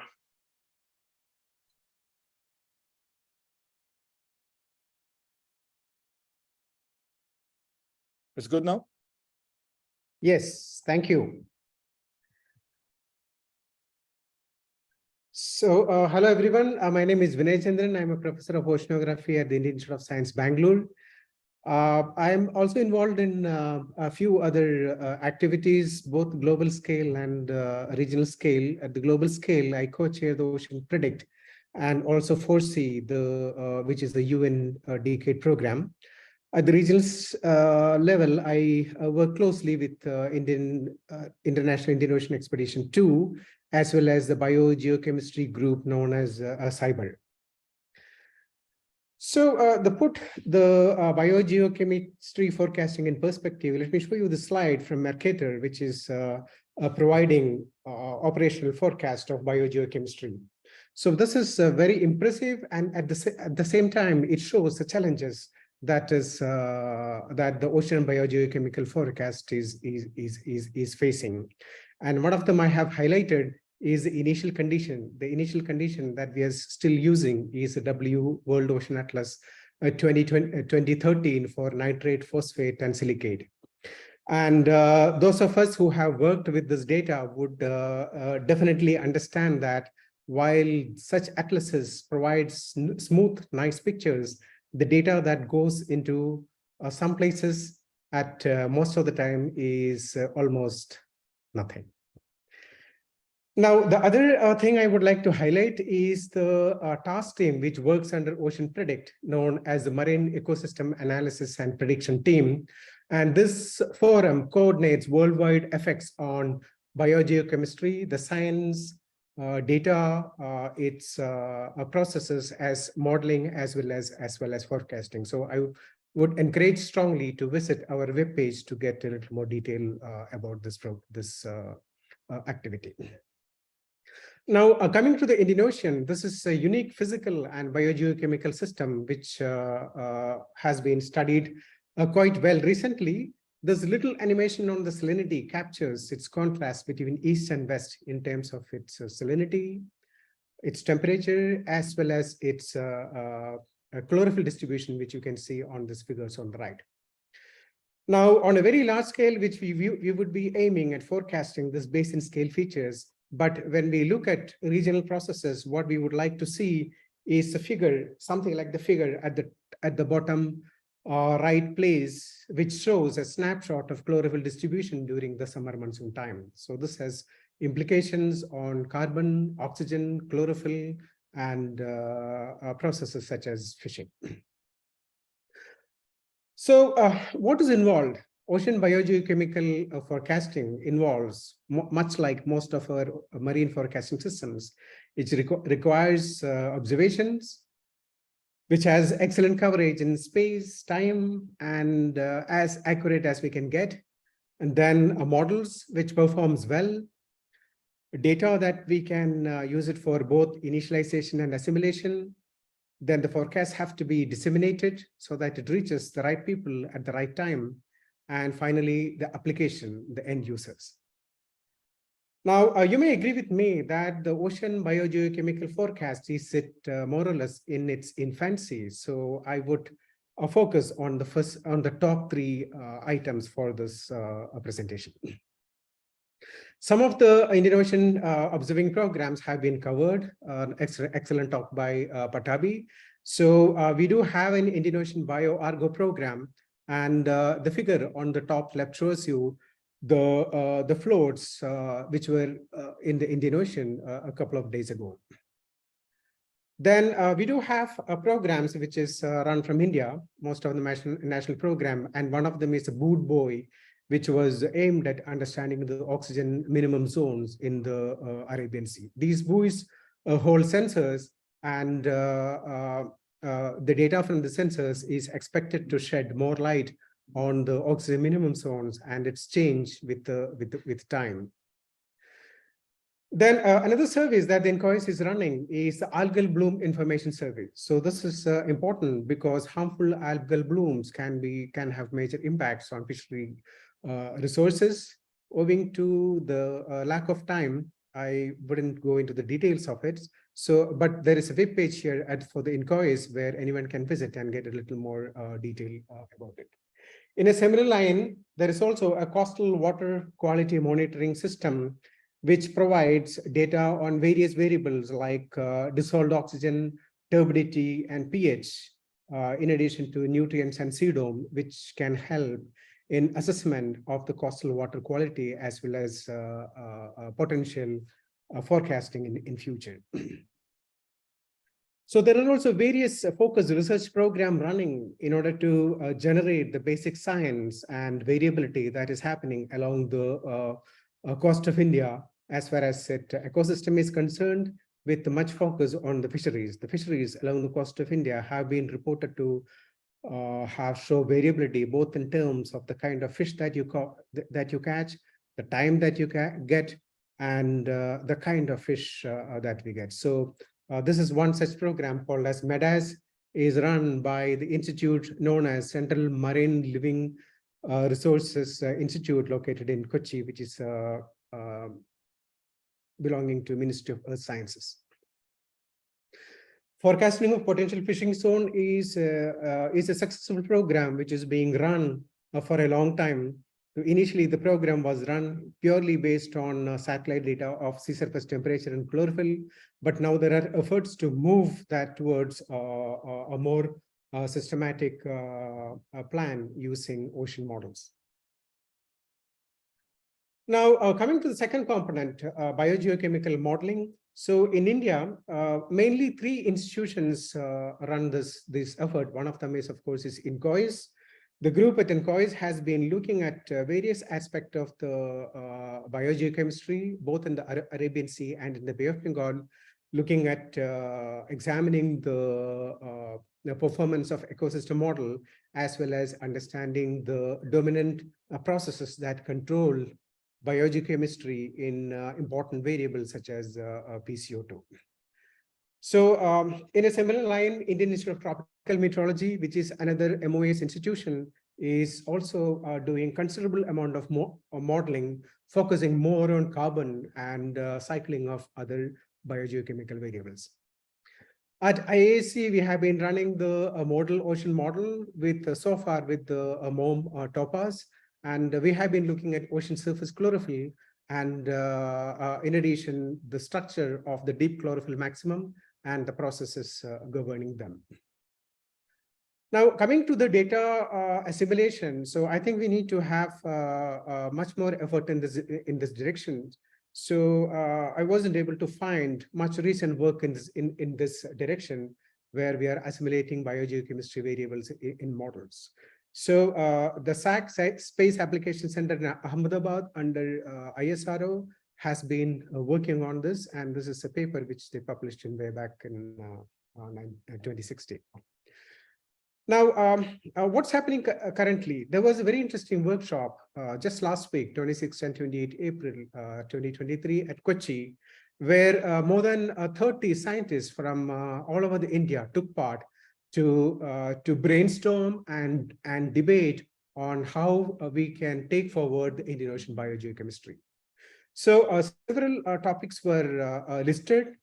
A white paper is in preparation, and here I have picked up 3 points that is relevant to this meeting, and that is biogeochemistry forecasting.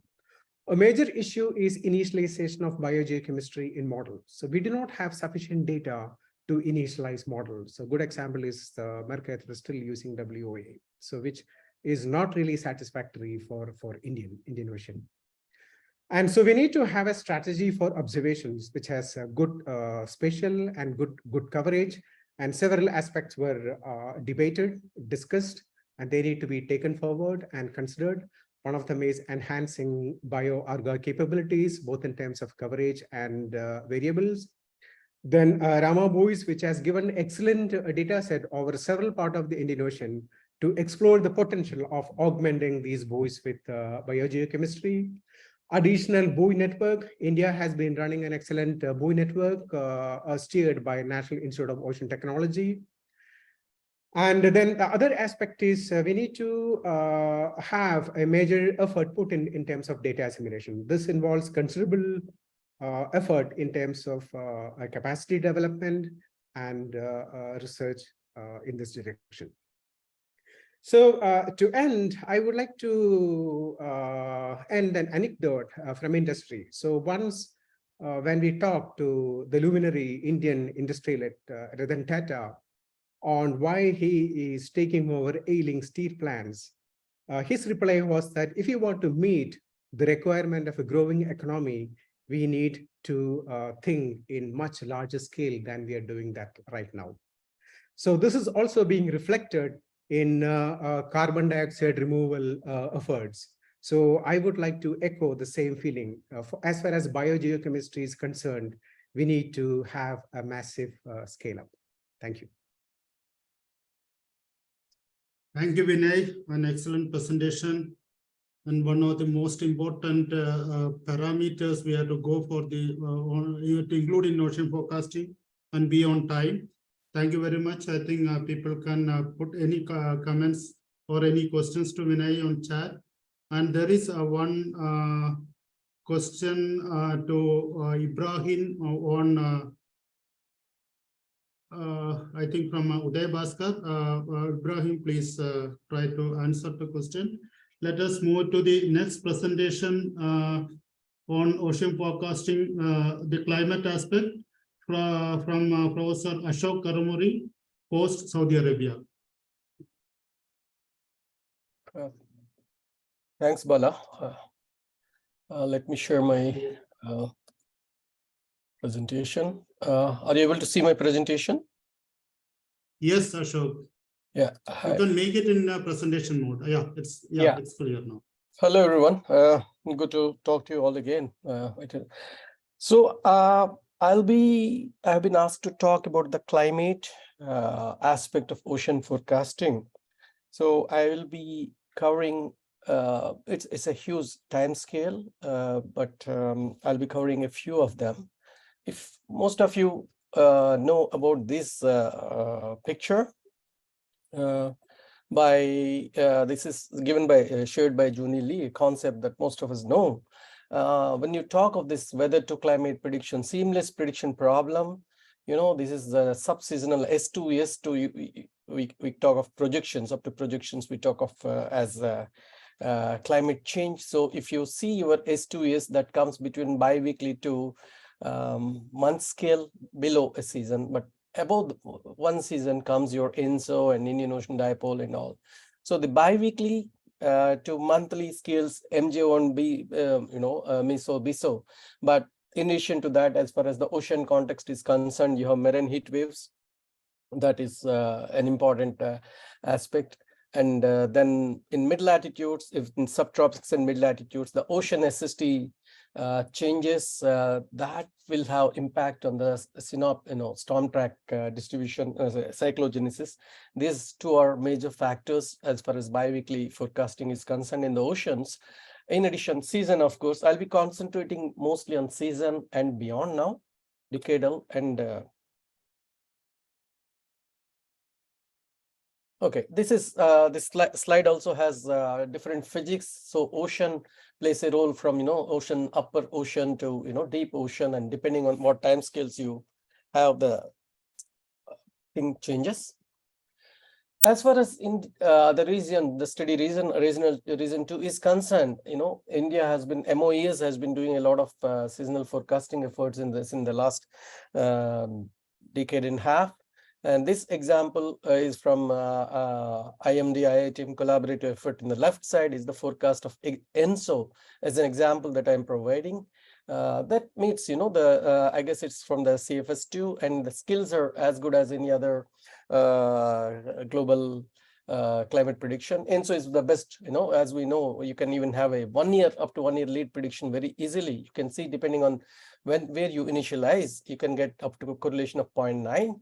And the right side, it is, so this was given by Satyavan and Srijit, and right side is from the INCOIS, also has these products, and this is from the INCOIS climate product page.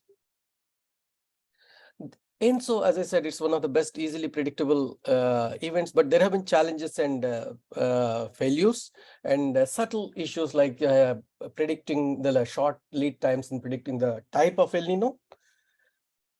But this is the status of the El Nino in the last 10 to 15 years. Not much has changed. The skills are still remaining like that. If you see from our papers from 2010 to 21, it's more or less similar.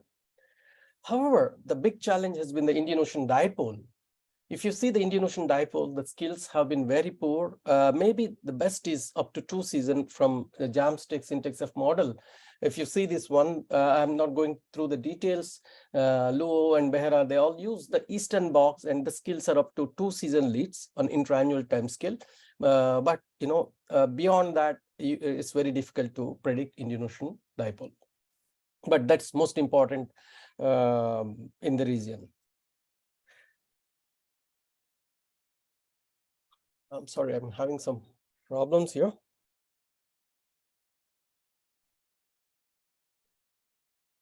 Okay, so on the other hand, decadal prediction is something that's is picking up. That despite the controversial nature of it, we find that there is skills in the decadal prediction in North Atlantic. For example, this is the slide that shows the skill that is coming is from the Atlantic Ocean transport. that subsurface seems to play a major role here in Atlantic. However, if you come to Indian Ocean, the challenge, Indo-Pacific, there is a big challenge. Interestingly, unlike El Nino, there seems to be decadal prediction for the Indian Ocean dipole in the Dick-Press experiments that were there in CMIP 5. So we have done some work on that, and I'll quickly go through these results. Briefly, the summary is about 5 to 6 models that were available, out of which at least 2 models have shown significant skills up to 8 to 10 years.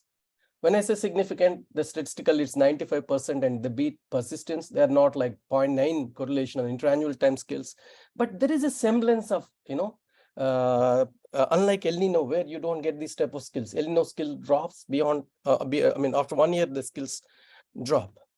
And basically, most of the skill seems to be coming from the recent period. I'm not going through again the details, but it's in the 80s and 90s and where the skills for the IOD have picked up, maybe with better observations. And interestingly, IITM has also started this decadal hindcast predictions, and this is a slide courtesy Gyanashilan. The top one, you can see the tropical Indian Ocean SST, and they have these multiple decadal ensemble runs that they have done. And you can see that tropical Indian Ocean, there is some skills in some periods like 90s and recent periods. And if you go to the bottom panel, bias corrected ENSO, again, there is a semblance, DMI. There seems to be relatively better skill as compared to the ENSO.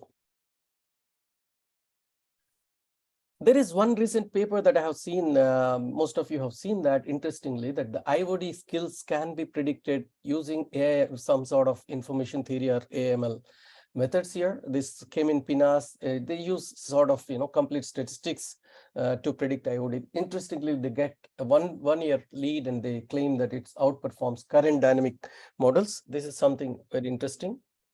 And this is, again, I'm not going through the IITM ESM, the El Ninos, they have been doing a lot of work on ENSO prediction also, but that's beyond the interest of this region. And going to the climate change scale, we have a lot of work is coming out, and which tells you that positive IOD events are going to increase.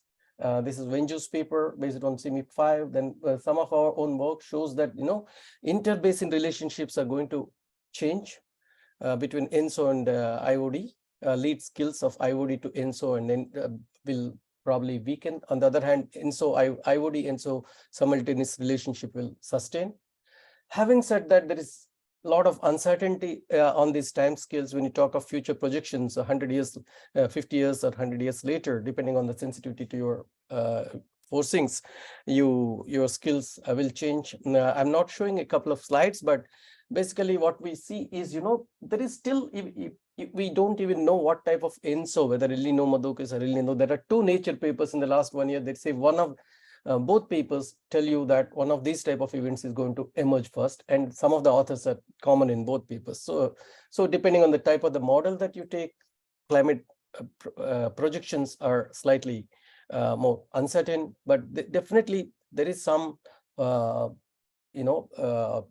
skill, some indications that tropical prediction, Indian Ocean tropical prediction and the decadal timescales is feasible. When I say decadal, we have some basis also that the skills are coming from Southern Ocean, and we got them in 2 models. But if we go and explore more carefully, there may be other models in CMIP 6 where to see whether it's real or whether it was a stochastic result we got.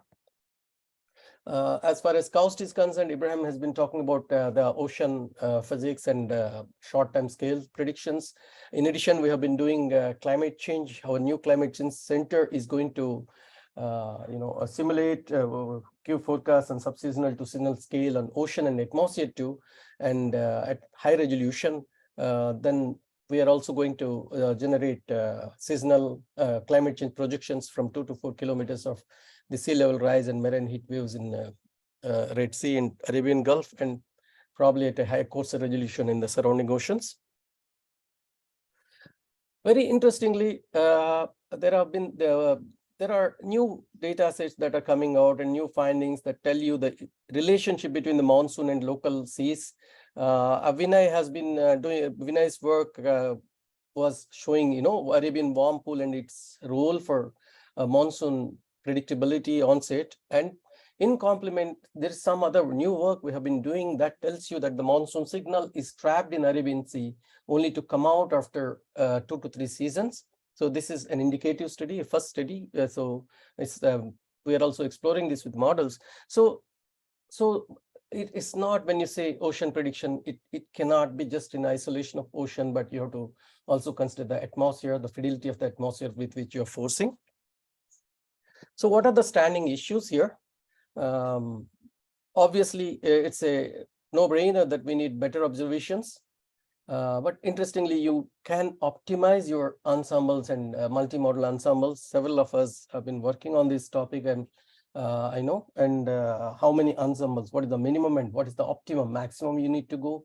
And multimodal ensembles, you don't have to have many models, but you need to have a few good models. If you have bad models, they will draw, pull down the skill.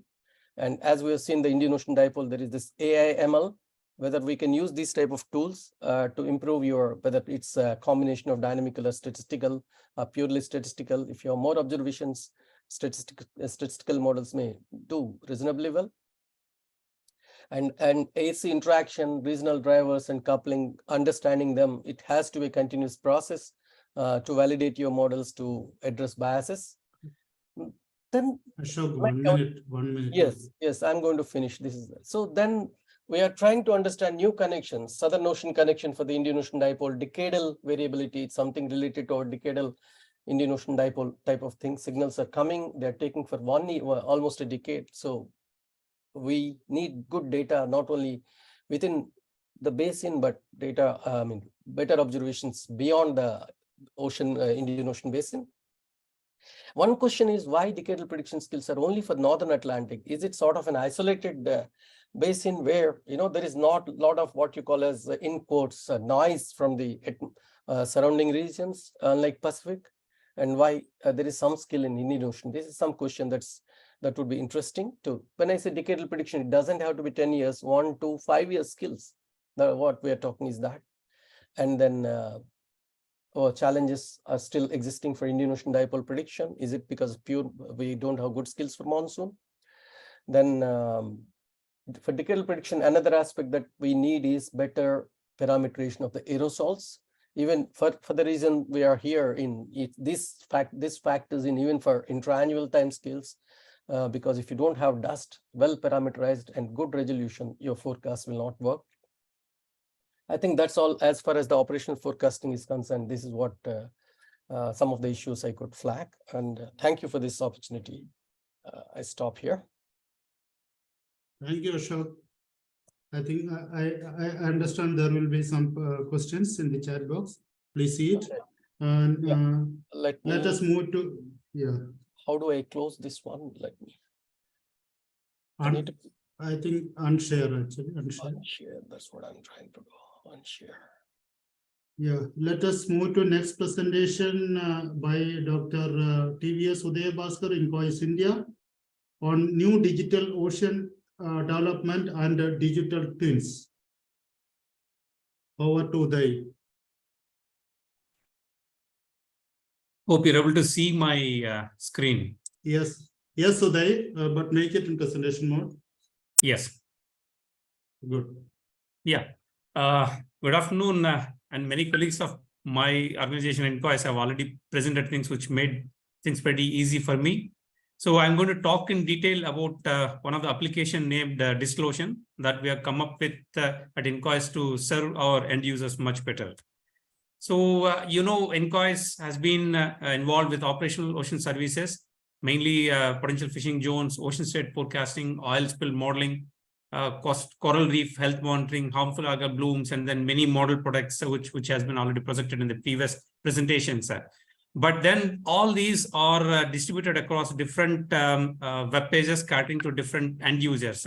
So we then thought of coming up with one unified platform where all the services, including the data and the gridded products and then forecast model outputs, and then all those things can be served to the user community from a single source. So that when we have come up with this application called DisclOcean, It is something similar to Ditto, the digital twin of the ocean, where the user can ask anything of his choice. He can do some sort of analysis of his choice, so that, like, whatever is static is not projected alone, but also something like a dynamic. He can generate his own applications and outputs from this particular data, and then model outputs and remote sensing data that we are serving. So that's where we have come up with these applications. So these are the many of the products that INCOIS has been serving to the user community. I'm not going to go into the details because many of you are already aware of this particular thing. So I'm going to concentrate more on how exactly this is being projected through the digital ocean. So these are the end user communications and then channels that we use to reach to the people. But then the idea to integrate all of things have what made the digital ocean a reality. So these are the some of the highlights of the digital ocean project that we have come up with. Basically, this is a dynamic framework set of applications so that, like, which can manage the heterogeneous data and also provide the visualization, both 3D as well as 4D, and then also give the power to the user to come up with his own analysis and do some sort of gridding or visualization of his choice and in a multidisciplinary approach. So the highlight is like it acts as a one-stop shop for all kinds of data, which we archive at INCOIS, in situ remote sensing model outputs. And it also facilitates an interactive visualization, which includes a 2-dimensional or 3-dimensional or 4-dimensional. 4D is nothing but a 3D on a time scale where time varying factor. So that is also there. It allows users to go for a fusion of in situ and remote sensing data or a combination of them. And then it can allow user to create workspaces and then create them, save them, and then share with many other people, or use these workspaces at a later stage, so that this will save the time for each user. When he comes back, he need not do the processing again and again. And then it follows all the OCC standards, and then it has got an admin panel, which will give the power to the administrator to set set of rights for the user. Accordingly, he can either access data with an EZ, non-EZ, and things like that. And then it can allow the user to download data sets in various formats, mainly including NetCDF and other formats also. So I'll start giving some of the screenshots of those applications, which gives an idea of the power of this particular application that we have developed. So it has been fed with all the data sets that INCOIS is holding. That is in situ remote sensing model. You can see all that in situ which Pattabhi has spoken about, and then the model outputs which Sudhir and other people have already talked about. So everything is there, has been fed into this particular system. And we also have a ground station from which you get hosts of data sets. Even those data sets are also fed into the system. So all these are fed into the system in near real time. And then they are synchronized in delayed mode in case we get a better data sets. And then all the metadata is also made available into this particular system. And then this is the basic framework which has been built as being used as a backend for the entire application that we have built here. So you can see the data inflow is there, and then all those internal GeoRBIS server is the main engine that runs this the application.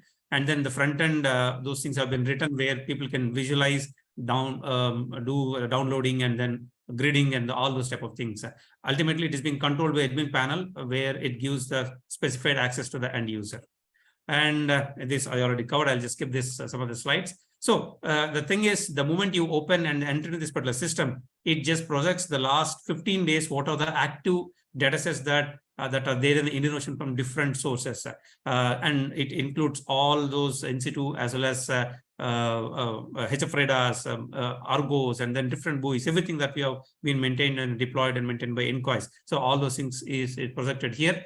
But thing is, like, it has got a restriction to the access within the EZ. So accordingly, those access will be set forth by the admin here. And inactive sensors will be shown with a different color, and active sensors can be shown with a different color, so that the user gets an idea whether a particular sensor is working or inactive for a given set of period. So this gives in one nutshell of the entire data that is available.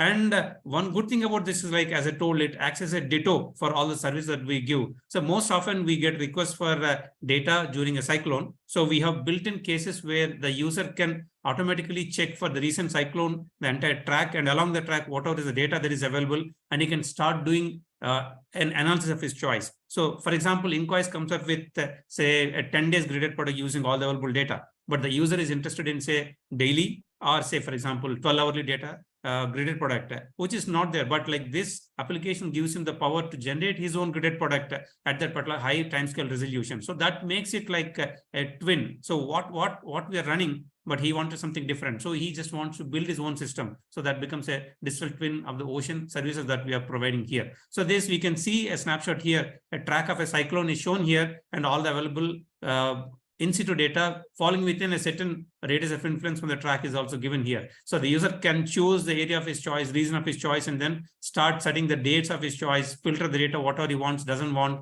and then do the analysis, and then save this particular thing for as a workspace, so that he can, when he logs into the system at the next time, he can automatically start working from there where he has already stopped. So once, say, for example, here the remote sensing data he has chosen, the in-situ data he has chosen, so you can directly see along the cyclone track how the remote sensing pass, which has been obtained from our ground station, can be overloaded along with the track. So you can clearly see the cyclonic eye there, cloud top temperatures, all those parameters can also be visualized very easily. The good thing is, once a user creates this, he can even share this with some other users who are there in this particular system, so that they can also directly start using it without, again, putting the same amount of efforts that another user has put. So it can be, the entire data can be downloaded in just one click. It can be visualized in CSV, XLS formats, NetCD formats, various formats are also supported. And we also ask the data user to give a proper acknowledgement for this particular data and the product that he's using through this particular application. So here we can see some of those things are like a three-dimensional visualization that has been built into the system, which is not very much possible with normal website, where you can see at the most is only a two-dimensional picture of XY plots or some things like that. So here the user has the option to customize his own things, visualize, rotate, do pan, all those options, everything has been given. So here some of those, so you can just see how the user, so for example, right side is a model output cut to a smaller region in the Arabian Sea and Bay of Bengal, where you can see how the entire thing is varying over a time scale. So this is what we mean by 4D, a three-dimensional visualization on a time varying scale just gives the power for the user to visualize how exactly the parameters varying across the depth. So each layer can be zoomed in, zoomed out, and then panned, and all those type of applications can be done by the user here. So another thing is, like, if somebody wants to do an interesting case study of comparison between two different cyclones, so that type of things also can be seen. See, this gives the user a power to use the computing, the data, and his own analysis of his choice. So that makes him it as an interactive and a live application, the user-driven application, which may not be possible with normal websites, where most of the things are predefined, are pre-analyzed, and then kept across for the user to visualize, download, and then do an analysis at later stage.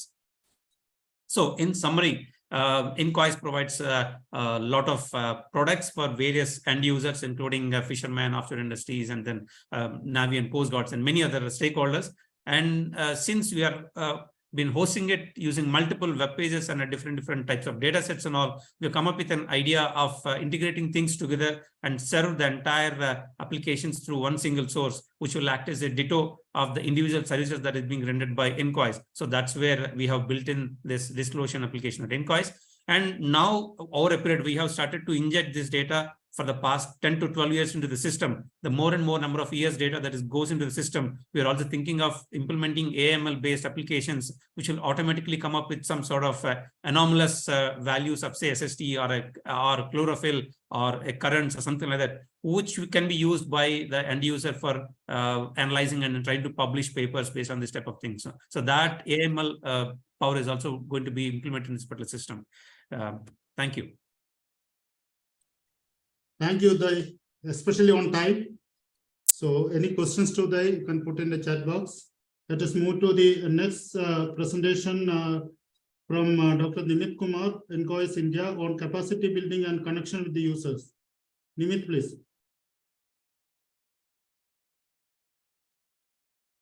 Yeah, please confirm if I am audible and you can see the screen. You are audible. The screen is not yet visible to me. Yeah, now it is visible. You can go ahead. All right. Thank you very much. I will take a very short time to just highlight that some of the regional aspects and the requirements when it comes to capacity building and what is the status of the users in this region when it comes to the predictive capabilities. So, yeah, this is something which we all might have seen already. So how the ocean value chain and operational oceanography is fitting into that. And users are, as you can see, that they are the keystone on this in this particular full process.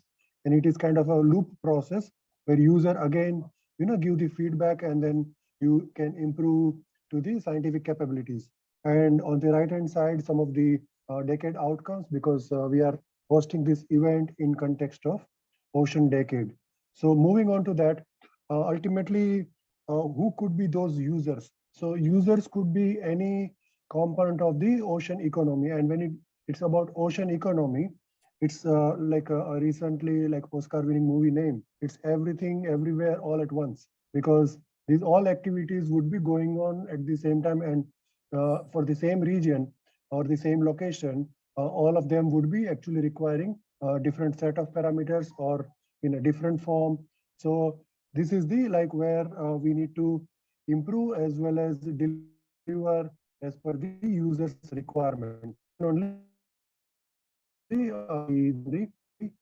serving to the society. We need to rely, itself underlies the point that the idea of the brown economy that we have been thriving on so far, that is not sustainable. And when it comes to the oceans, considering their importance with reference to the climate, we don't want to repeat that model. So the dependence on the blue economy would be more and more, and ultimately to continue the ocean as blue as possible and not to repeat the brown economy model that we have been doing on land so far, we need to understand better the processes and how do we manage it better. So coming to the regional requirements, you can see that the status, I'm not going to read each and every component of this number. The distorted map, it shows that relative contribution in terms of research papers. And you can see that the region that we are talking about in this meeting right now, you can see that it is not well represented considering the kind of population that we have, especially young demographic that we have, and then kind of outcome that we expect with, on the back end of such a young demographic. And you can see that there are reasons for that. The kind of money that you put into the kind of, the career-based attractions that you can create, opportunities that you can create, that is in relation to the kind of leading role it has to take, that is yet to be taken. The good thing is that ocean science, actually, it is less gender bias in compared to if you see the science field overall. So the, in ocean science, we are represented up to 38%.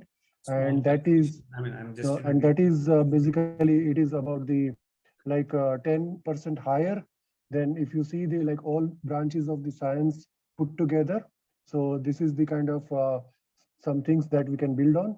But when it comes to, again, the kind of money, that is basically, that is where we can actually create these ocean science and forecasting ultimately will actually also come as a part of that because of the better understanding. So that resources need to be put relatively much more than what it is being put right now by all the governments, and then only, and not only governments, industry, all the strata of the society, they need to come and contribute in compared to what we are in compared to the level of expectations that we have from the oceans. And this, some of you might have seen already, IOGUS conducted a survey in recent past. And as you can see that here, the queries, I'm not going to read each of these, but initially the queries are more like that, whether the forecast services are useful or not, where the answers are mostly yes on those sides. But question 3 onwards, you can see that even though understanding the importance of the forecasting, whether these countries in this region or the actors in these regions, do they have the capability, then the answers towards no side are actually dominating. And when you see that, okay, what kind of topics the capacity development it is required, then you can see that different aspects, but equally important. So the users were actually given the option to vote for the multiple of these options, and ultimately they understand that each of these components lead to the ultimately like better forecasting in the region. So you can see that each are equally important and a lot of votes for most of the components. Something that where DCC and the relevant like framework that we host at INCOIS probably can actually step in, and this is where we try to synergize the catering the regional requirements. So like INCOIS, that is already, it has been mentioned in the previous few of the talks. So that could actually be like one of the major hub in the region for the capacity development. And we would like to take this further along with OceanPredict in coming times. So with that short and key presentation, I just I removed some of the slides to manage the time, and I hope that this was useful. Thank you. Thank you, Nimit. Very good presentation and on time. So I understand some of the issues you brought about, that less number of papers, gender bias, etc. I think all the levels it is also taken in the IOC and the WMO level also, they are keeping this one actually to reduce this bias by putting more money in the capacity building and encouraging more women and early career scientists actually. Thank you. And let us move to the next presentation on ocean health by Sayeed Mohammed Belal Haider, DG Bori, Bangladesh. Belal Haider Saab, over to you.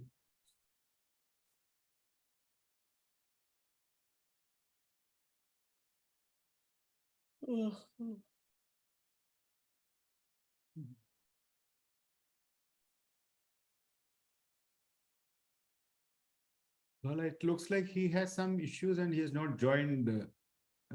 Yeah, I understand. I feel so because I'm not seeing him here. I think then we will move to the next presentation on ocean literacy by Deba Bharati Sengupta, ECOP India Note. Sengupta, please.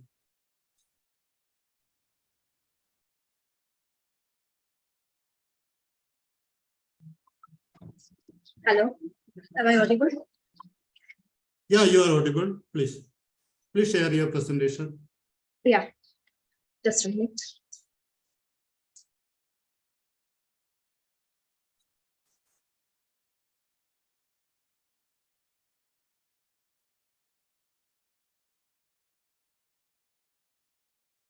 Yeah, can you see the screen? Yes, please make it in presentation mode. Yeah, I have made it. Okay. Yeah, I don't think it's in presentation mode. I think if you have shared the application, instead of that, you could share the screen and then make it presentation mode. That will be better, I believe. Just a minute. Oh, yeah. Yeah, I think you can press it here. Down, you are seeing a button. Yeah, there, correct. It's not going. Is it all right now? It's not in present. I think you can go ahead. It's okay. It's Okay. visible. Okay. Okay, so hello everyone. This is Debati Sengupta. Presently, I am pursuing MSc in Marine Science at University of Calcutta. And here I am representing the UN Ocean Decade endorsed Early Career Ocean Professionals Program as National Coordinator for India. Our vision is to elevate and strengthen the diverse perspectives of new generations of ocean professionals through a collective voice, ensuring that knowledge is transferred between experienced professionals and INCOIS to promote ocean sustainability for the ocean effort. Today, my presentation is based on ocean literacy, the plans and perspectives in the Indian Ocean region. Ocean literacy is an understanding of the ocean's influence on you and your influence on the ocean. So many of us are not aware of how our day-to-day actions can have a cumulative effort on the health of the ocean and seas, which are necessary resources that must be protected for all life on the planet Earth to exist. In other words, many people are lacking a sense of ocean literacy. Also note that this definition has three parts. Understanding alone does not make a person ocean literate. One also has to be able to talk about it with others in a meaningful way and apply what you know to making responsible decisions about marine resources and the ocean. The concept of ocean literacy is based on 7 principles and 45 fundamental concepts. As I have highlighted. Your slides are not moving. I'm not seeing. You are still in the first slide. Okay, I don't know. Actually, I'm sharing the next slide, but I think there is any connectivity issues. Just a minute, I am again sharing. I think probably you have to unshare and just share the screen and then do this here.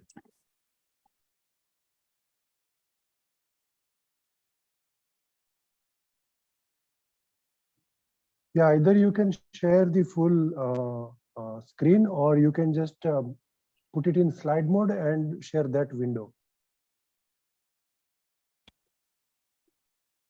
Is it all right now? Yeah, this should work perfect. Now it's working. Okay, all right. Yeah, so this is the slide. As I was telling, the concept of ocean literacy is based on 7 principles and 45 fundamental concepts. The ocean is a defining physical feature on our planet Earth, covering approximately 70% of the planet's surface. Many Earth materials and biogeochemical cycles originate in the ocean. The 3rd principle, the ocean moderates global weather and climate. 4th, most of the oxygen in the atmosphere originally came from the activities of photosynthetic organisms in the ocean.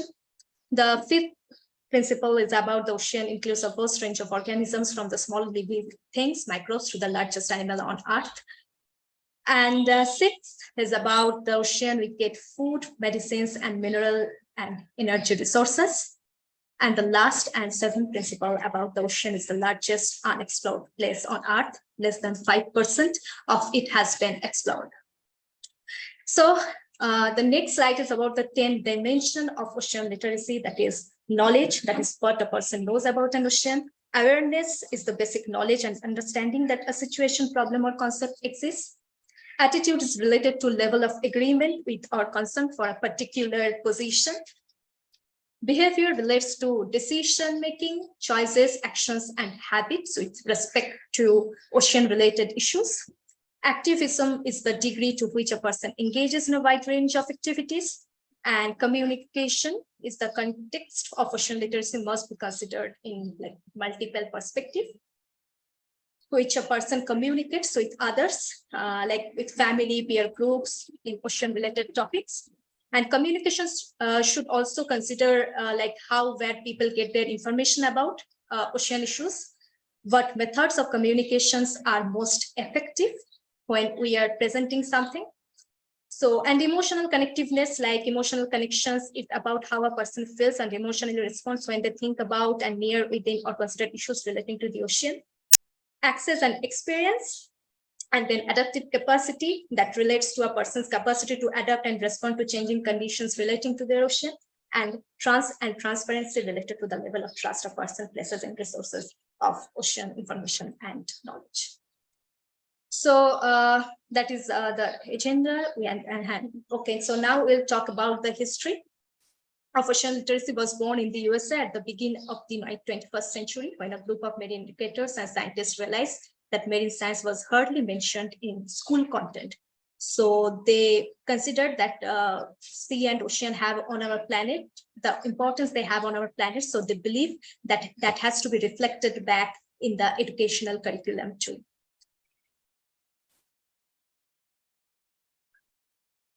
Sorry, but just to clarify, I have joined ECO program and ticket activities from September last year. So hence, I know very little about all the activities happening around 38 countries, which is bordering Indian Ocean region. So my knowledge is mostly focused on India, very little about a few countries from Asia and Africa. and very few examples like Philippines, Lebanon, Kenya, South Africa. So yeah, we have few contact points, like ICOP have few contact points there, but surely I have I will try to stay updated from now onwards to share more detailed information regarding these issues. Now, if we talk about the major threats that our region is facing now, that would be climate change, sea level rise, coral bleaching, habitat destruction. Yeah, so we all are aware of that fact that more than 2 billion people live in countries bordering the Indian Ocean. The common questions that people may ask that is, why is there a growing need for ocean literacy? And why do we define it and develop the framework? The reasons are very simple, that a person individually cannot make a huge difference until and unless we ensure our collective effort. So understanding the ocean is essential to comprehending and protecting the planet on which we live. The Ocean Literacy Framework presents a vision of an ocean literate society and outlines the knowledge required to be considered as like ocean literate. So I have divided it in two parts, like ocean literacy for all age groups and ocean literacy for K to 12, that is kindergarten to 12. It's very obvious that we cannot interact with every age group in very similar manner. But I think choosing subject matter more specifically, even choosing a single word is very important in the Indian context. And of course, language barrier is also a very important issue. Hence, here are the barriers, like ocean related topics are like largely unaware. People are largely unaware of ocean related topics. Ocean related topics are often ignored in school activities. Very few ocean scientists are involved in education and outreach, or we can say in the communication part. Research groups are isolated in their own groups. That I conducted one survey, COP India survey last year. So they are, most of the 95% of ECOPs, they addressed this issue that research groups are isolated in their own groups. To response to this challenge, I think the action plans we can take, that is network of organizations, and we can conduct regional ocean literacy survey, titled Ocean Literacy Survey for Indian Ocean, to review the ocean knowledge, identifying regional stakeholders and organizing workshops, webinars in collaboration. Funding is again a big barrier addressed by both African and Asian ECOPs, hence attracting more funds to host national and regional level in-person activities is very important. We can also use a specific website or promotional any website that we can launch to share toolkits, opportunities through that. There can be blue school curriculum like U for Ocean Schools. Sweden and Portugal was two of the European countries to include ocean literacy in the school teaching program. So if we just push this issue, like school curriculum currently does not have ocean literacy integrated into its subjects, such as life sciences and geography, together provide the closest link to the 7 principles of ocean literacy. But we may think about concepts like ocean literacy beyond the classroom.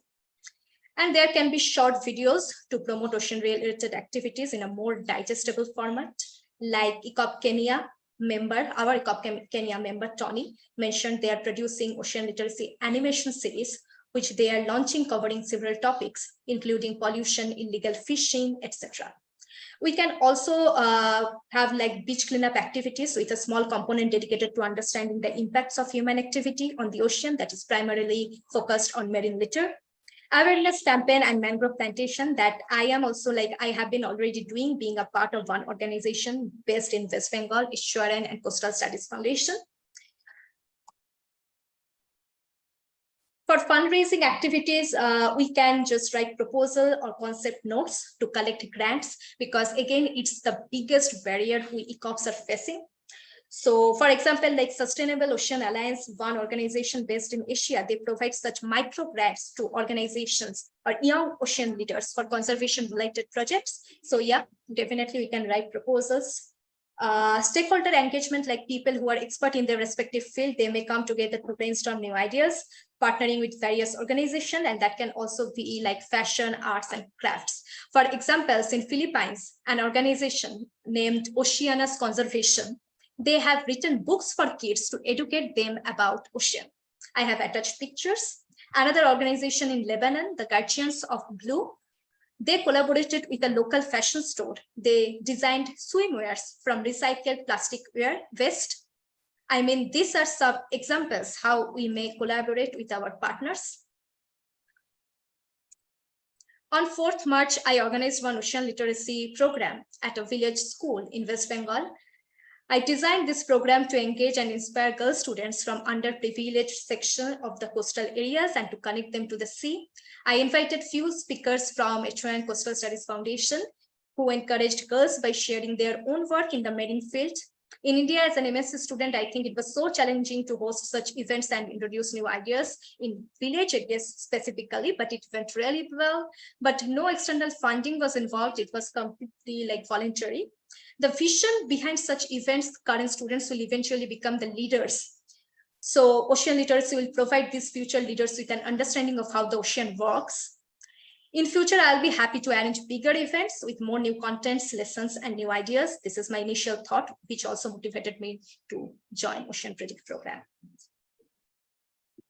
How to get involved? Here, main focus can be given to these points, which are already discussed previously. So I just want to keep it short and to the time. So I'm not repeating it again and again.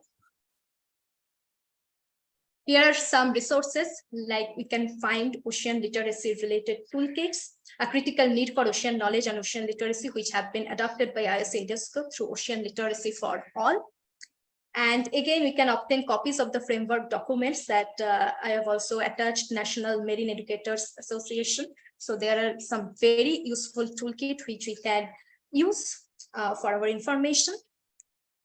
I have also attached few contact points, like from our ICOP Ocean Literacy Task Team and from our ICOP Asia team and ICOP Africa team. They are the coordinators, Rafael and Anthony. If you need any information specific to ICOP program, you can just contact them.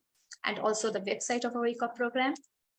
And yeah, I'm happy to connect. So if you really need any information, like specifically for Indian ICOPs or to the India, so you can just contact me. I'm happy to help. And again, in the end, we will conserve only what we love. We will love only what we understand, and we will understand only what we are taught. So yeah, that's my message for today. And thank you so much. Thank you so much for giving me this opportunity. Yeah. Thank you, Devrati, for the excellent presentation and the excellent work you are doing. I think this is most needed at this time. And my suggestion is that we can also think about thematic kind of a literacy program, which is actually connecting to some of the organizations working in India and abroad. I think that will be one of the challenges you can take in future. Thank you very much for your presentation. Yeah. Thank you. We'll go to we have a 5 minutes break, but I don't think because of the time shortage, we will not go for the break. We'll directly go to the stakeholders and end user presentation, because they also have got very little time. I think 5 to 3 minutes, 3 to 5 minutes only presentations.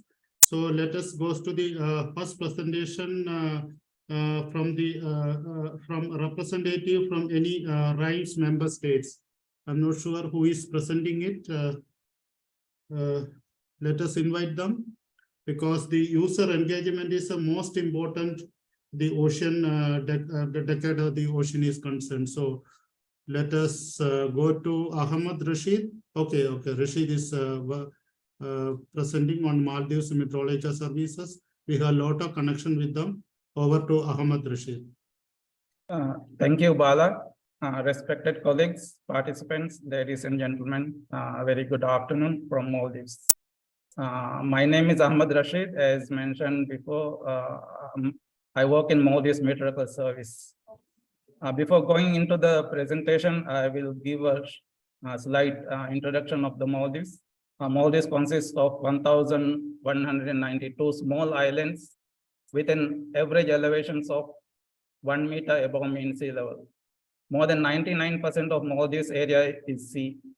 So we are very much connected to ocean and marine environment in our daily life.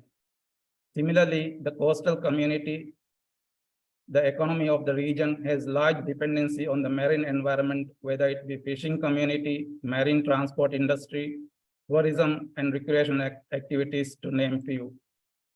This gives an indication on how we are connected to ocean and the importance of understanding what is happening in the vast ocean around us. So here is a quick snapshot of some of the severe weather hazards that we experience on every year. Most of these hazards occur multiple times mostly during southwest monsoons. They include cyclones, tornado, water sports, thunderstorms, strong winds, rough seas, floods, swell, and tidal wave surges has been even frequent in recent days.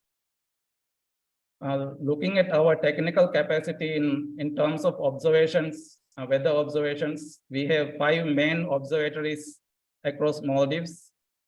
And in between, to fill the gap, we have 34 automatic weather stations installed in different islands, 1 upper air observations, 1 Doppler weather radar, and also 3 tide gauges, which monitors the changes in sea level.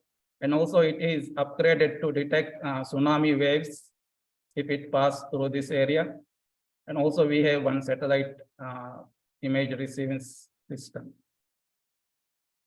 Going back to Ocean Information Forecasting Services, INCOIS has a dedicated website in collaboration with RIMES developed for some of the regional countries, and Maldives is one of them.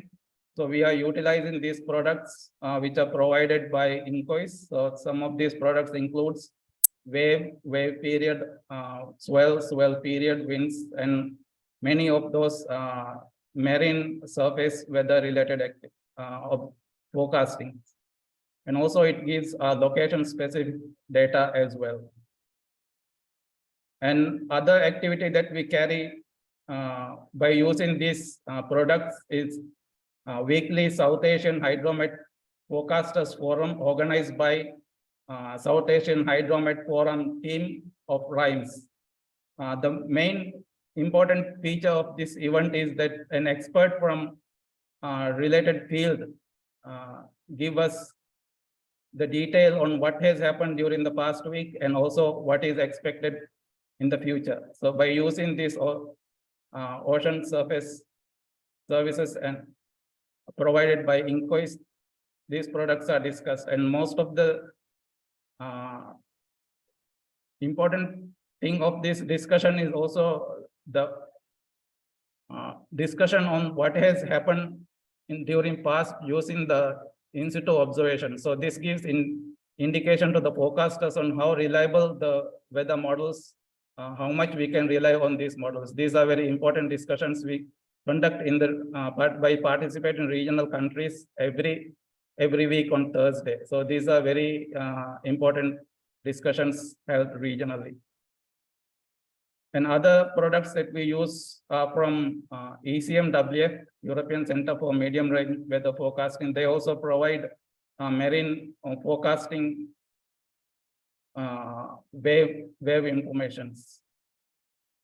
And another product that we use is from Bureau of Meteorology, as they have a good coverage over southern Indian Oceans, because there are many swell waves originating from southern Indian Oceans that affect Maldives swell surge events associated with these waves that originate from southern Indian Oceans. So we need to monitor what is happening over southern Indian Ocean as well. And additionally, we have also developed local high-resolution wave forecasting models. We call it Wave 4M, that is wave forecasting for Maldives. It is a customized NWP model based on WaveWatch 3 with horizontal resolution of 3 kilometers in outer domain and 800 meters in inner domain. This model is forced with ECMWF wind forcing. And other thing that I have come across during this event, I have taken from previous presenter slides these very important initiatives from regional as well as global community. There are a lot of observing platforms, Argo platforms, Rama, XPTs, but it is also important that we need to get access to these data. Currently, we don't know actually how to get access, or we don't know where these data are available. And I'm very much happy to hear the presentation from Professor Uday that INCOIS has developed digital oceans where we can get access to all the available data. And I will be happy to have hands-on training activities to get these data, as a lot of in-situ observations are being observed across our region, even in southern Indian Ocean, surrounding Maldives, and also in with a good coverage of Indian Ocean. So these are very important initiatives regionally as well as in the global platforms. And so these are some of the challenges. As I mentioned, there are a lot of data gaps in terms of observations. There are no marine wave current observation systems in Maldives at present, even though our more than 99% of Maldives is sea. Human resource capacity development, we need training to identify what data are available for us to get access in the region around us, and how to get access and process the data for operational wave and current observation and forecasting. As we have developed a high resolution models, we have very limited computing resources to run the model that we have developed locally. So we look forward in collaborations with regional as well as international partners to develop our modeling capacity and improve the weather forecasting in terms of marine forecasting to serve the community, as we are a marine environment. We are very much influenced by what is happening around in the ocean. Thank you. Thank you, Ashraf. Thank you, Ahmed Rashid. It is an excellent presentation, and it's an excellent way. I think the regional cooperation has taken place for the ocean forecasting way back around 7-8 years before, between the regional some member states of Indian Ocean and some of the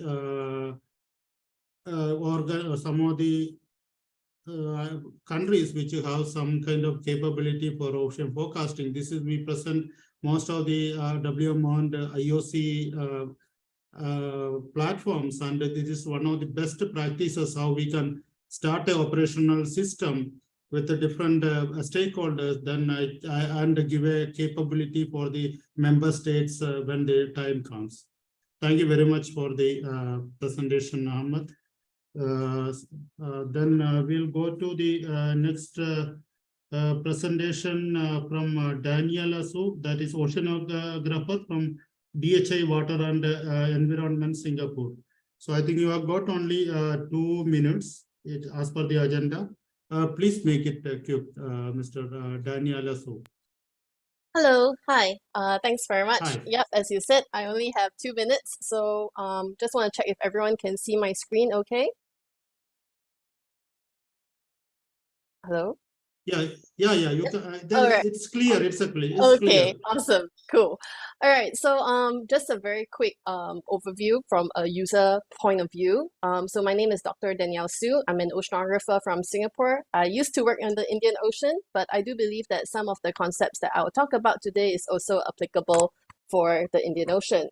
So today I'll be talking about idleness in using climate model data, and I'll explain a bit more by what do I mean by that. So first things first is that what do I mean by idleness in climate impact assessment? So this is very specific to my country, and I think, you know, as the earlier speaker said, there are very specific challenges facing island countries. So being from Singapore, my country is very far over here. It's very small, right? It's somewhere in this red circle. And it's also a very low-lying island, just like the Maldives. And 30% of our land is less than 5 meters above sea level. Currently, what we have locally, we have an operational forecast model. We also use a lot of climate model products, and some of the issues that we face, for example, let's say this is the grid for ERA5 climate model, right? The ERA5 wind data, right? So this is where my country is right in the center right here. Okay, we're barely covering 2 grid cells, okay? So this is quite a challenge in terms of the model resolution for us, especially based on what's available. We can also see that, let's say if I look at other models, you can still see that, hey, it's a very minimal improvement. And if I use products like the Copernicus ECMWF or the Copernicus Marine Environmental Data, it's still very coarse as well for a country such as mine, and similarly for a HICOM. So what I'm trying to say here is that when we're thinking of the idea of applying all these, using all these climate models, the most important thing for us for island countries is about being able to downscale and scale it for something usable for us. Right now, I feel that the current approach is a very top-down approach in the sense that, when we think of climate risk and policy, it's really based on a lot of these regional models. However, the challenges of all these islands is that we not only are very small in the grand scheme of the climate models, we also have very limited observation data in our region. So being able to validate and to match accordingly is quite difficult for us. And I think one of the speakers earlier, I think Dr. Ibrahim, was also talking about the importance of having proper downscaling for atmospheric products. And one of the issues that we also face here is that in our part of the world, we get very high. We have a very unique storm system. So in addition to the monsoons, we also have something called Sumatra squalls, and they are very, very short storms, and they actually cause a lot of events like our localized storm surges as and these storms happen at such a small mesoscale that they don't also show up in the wind forcing data, the atmospheric data products that we use. So I think going forward, as a user, I would really like to see that there's more of a move towards that direction of to think about countries like the Maldives or like Singapore, where we're very small, and for us the climate models are great, the regional models are great, but it's still not quite there yet in how we fit it to purpose for our use, especially since we are especially vulnerable to things like sea level rise. Yeah. So, and we also need to divert more efforts in resolving the scale mismatch between the different models and how it's applied for us locally.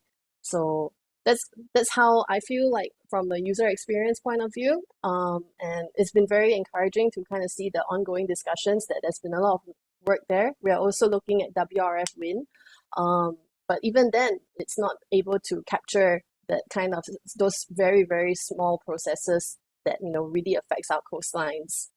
Yeah. So this is just a quick summary of all the products that we're currently incorporating into our local models. I didn't include WRF here, but we are using it as well. And I believe that going forward, once we have more observations and that there are more there's more discussion on good practices for downscaling, I do believe that it's very useful for island countries like my own. All right, so that's pretty much it. I hope I wrapped it up in 2 minutes. Yeah. Thank you. Daniela. Thank you. No worries. Thank you, Daniela. I fully agree with you that we can speak about the global scale, basin scale, but unless I think the local countries, actually their needs are not met, I think we are not meeting our objectives. I think we in many different scales, the local level as well as WMO and IOC level, GOES level, I think we are all discussing all these issues, and I think in the decade programs, we will get a more prominence for the location-wise forecasting and the country need. Thank you, Daniela, for your excellent outlook on the user needs. We'll go to the next presentation by Dr. Krishnan, Director, BOVP IGO, located in Dhaka. Dr. Krishnan, please.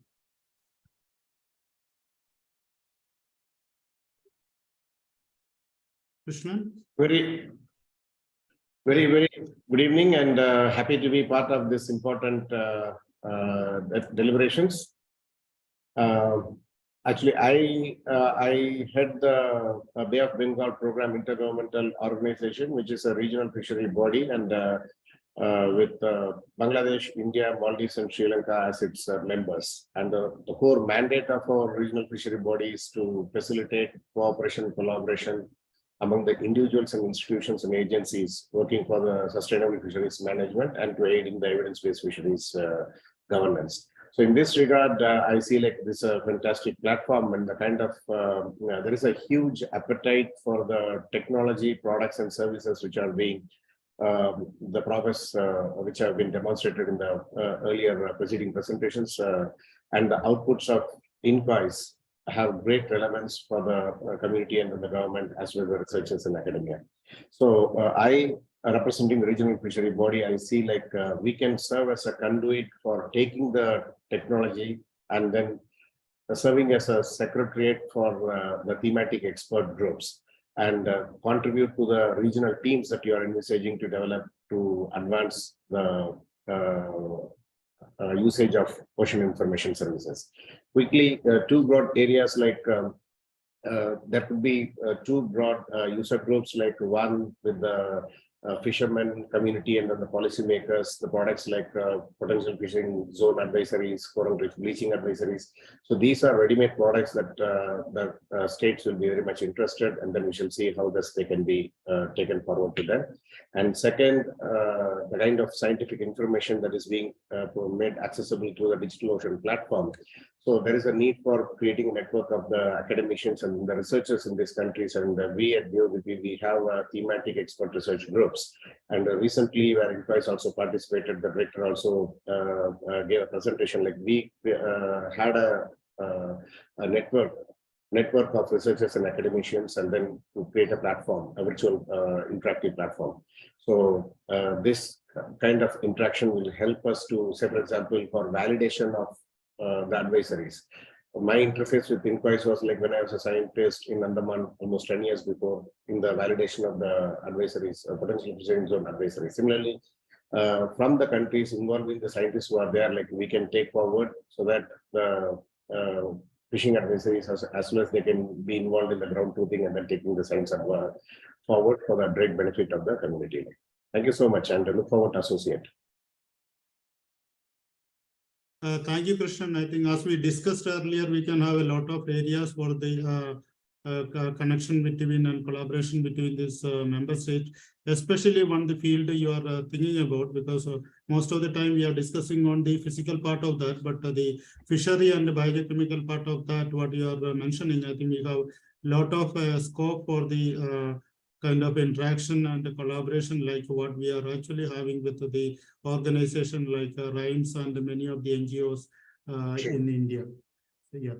Let us have go to the next presentation from the end users and the link between the scientific organizations or operational organization and the real and poor end users like the fishermen community. Let us invite a representative from the MSSRF or Reliance Foundation having a small presentation on how we are disseminating these services and the forecast product for the end users. So this is Priyanka from SSRF. Can I start with the presentation? Yes, sir, surely. Go ahead, Priyanka. Thank you. So greetings to Hello. all the panel. Priyanka, yes, you can please. go ahead. Yeah, thank you. Greetings to all the panelists and attendees.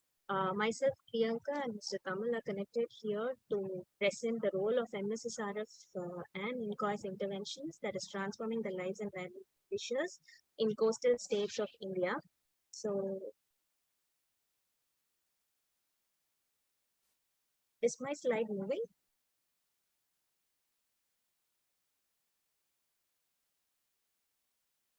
You please make in presentation mode.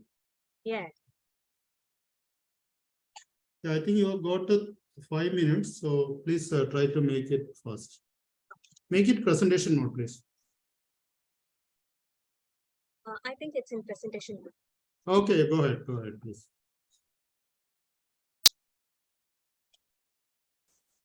So MSSRF is a not-for-profit organization, and it was established in the year 1988 with a vision to link science and society for equitable and sustainable development. Works with a mission to develop and demonstrate models for large-scale adoption, as well as to influence policy with pro-nature and pro-women perspectives.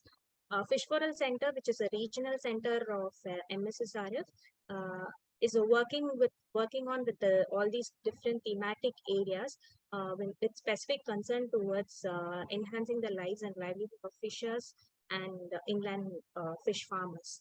So the partnership with INCOIS began in the year 2003. Since then, we have been involved in building capacity on the INCOIS services to fishers and fisheries stakeholders, adopting the following strategies like conducting systematic village and district level programs. We disseminate informations on ocean state forecast, potential zone, potential fishing zone, species specific forecast through certain ICT and non-ICT tools. Then there is a 24/7 multilingual helpline services through which we are addressing the queries on PFZ, tuna forecast, OSF, and other fishery related information. There is also a cadre of master trainers being trained for the promotion of INCOIS services. Then the feedbacks and validation are also being collected through all these methods, say market study, case study, and validation of traditional knowledge and versus INCOIS information is also being. In case of research intervention, a participatory research focusing on the validation of PFZ and OSF data on real-time basis is being. And a year-long study with OSF and PFZ users to understand and assess the needs and the benefit of the users is also being done. In the year 2012, the reach of the services was in 2 states of India, that is Andhra Pradesh and Tamil. Whereas in the year 2023, we now work with around 5 states and 639 villages and 30 districts. That is the coastal districts of India, most of the coastal districts of India. We provide cluster-based local specific forecast in Kerala, South Tamil Nadu, Puduvai, North Tamil Nadu, South Andhra, North Andhra, and Odisha. These are the systematic approach that we follow to train the users, like say fishers, on the services offered by this. So you As we are have working got with, you have got 2 minutes now, please. Thank you. As we are working with small and marginal scale fishers, there is a need for us to provide shore-to-shore information. So once they are getting into the sea, before venturing into the sea, they check on the OSF information that will reduce the risk and helps them in making decision. Then on the sea, they'll use this for the potential fishing zone to find the region of fish. This will help them economically and reduce their time and fuel expenses. Then the navigation, getting back to the shore, this will help them in efficient fishing. Then they'll get high catch through this. We are also providing information, the helpline, through helpline support, we are providing information on safety measures, first aid, troubleshooting, etc. that will reduce the stress of the fishers. Then say quality control information and hygienic handling messages are also given on board and also on shore. In post harvesting, we're giving value addition information that is giving them an additional income and increased nutritional support. This improves the lives of the fishers. So mobile-based informations are disseminated through the following methods: situation analysis, then a need assessment is done, then based on that the contents are developed, then it is sent, the contents are developed as audio advisories. 3 audio advisories will be disseminated daily through helplines and phone-in programs, and also web-based contents are disseminated by transferring it to local specific contents through a mobile platform. These are the other ICT tools that we use.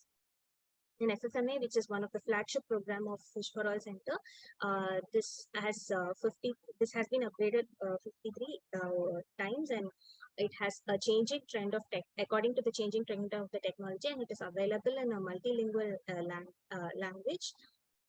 So We collect feedbacks through the following methods. A market study, it is an in-depth study on the impact of INCOIS services. It is conducted either individually or in groups. Also, individual case studies are being collected. Village level and district level meetings are collected to understand and get the feedbacks from the users. Field level real-time observation is done by the master trainers and also the field animators, and one-to-one interaction is also done.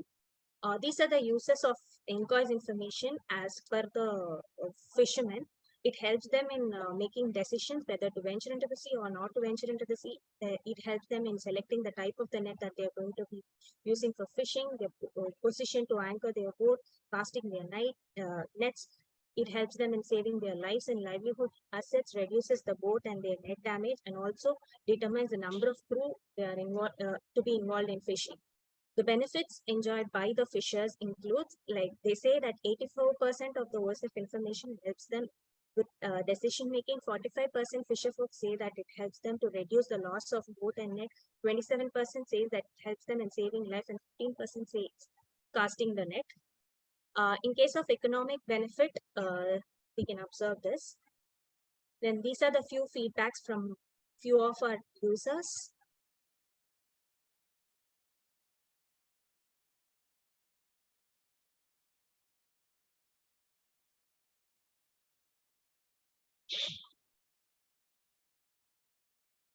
Thank you. Thank you very much for your excellent presentation. So now I call upon Balakumar from Reliance Foundation. Please keep it in 2 or 3 minutes because we are running short of time.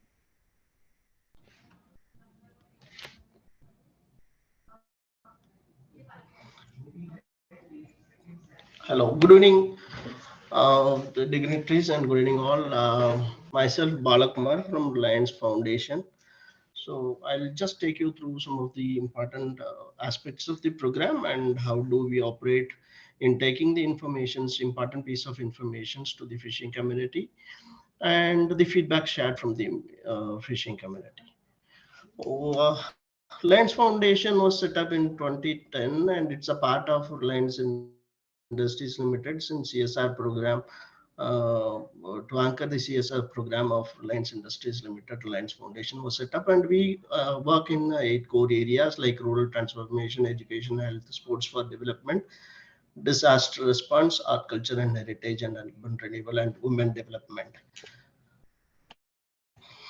So we have a program called Information Services Program, which is basically addressing the information asymmetry among the rural community with the potential use of ICT tools. The use of ICT tools became the central of the program due to its large scale reach in the given point in time.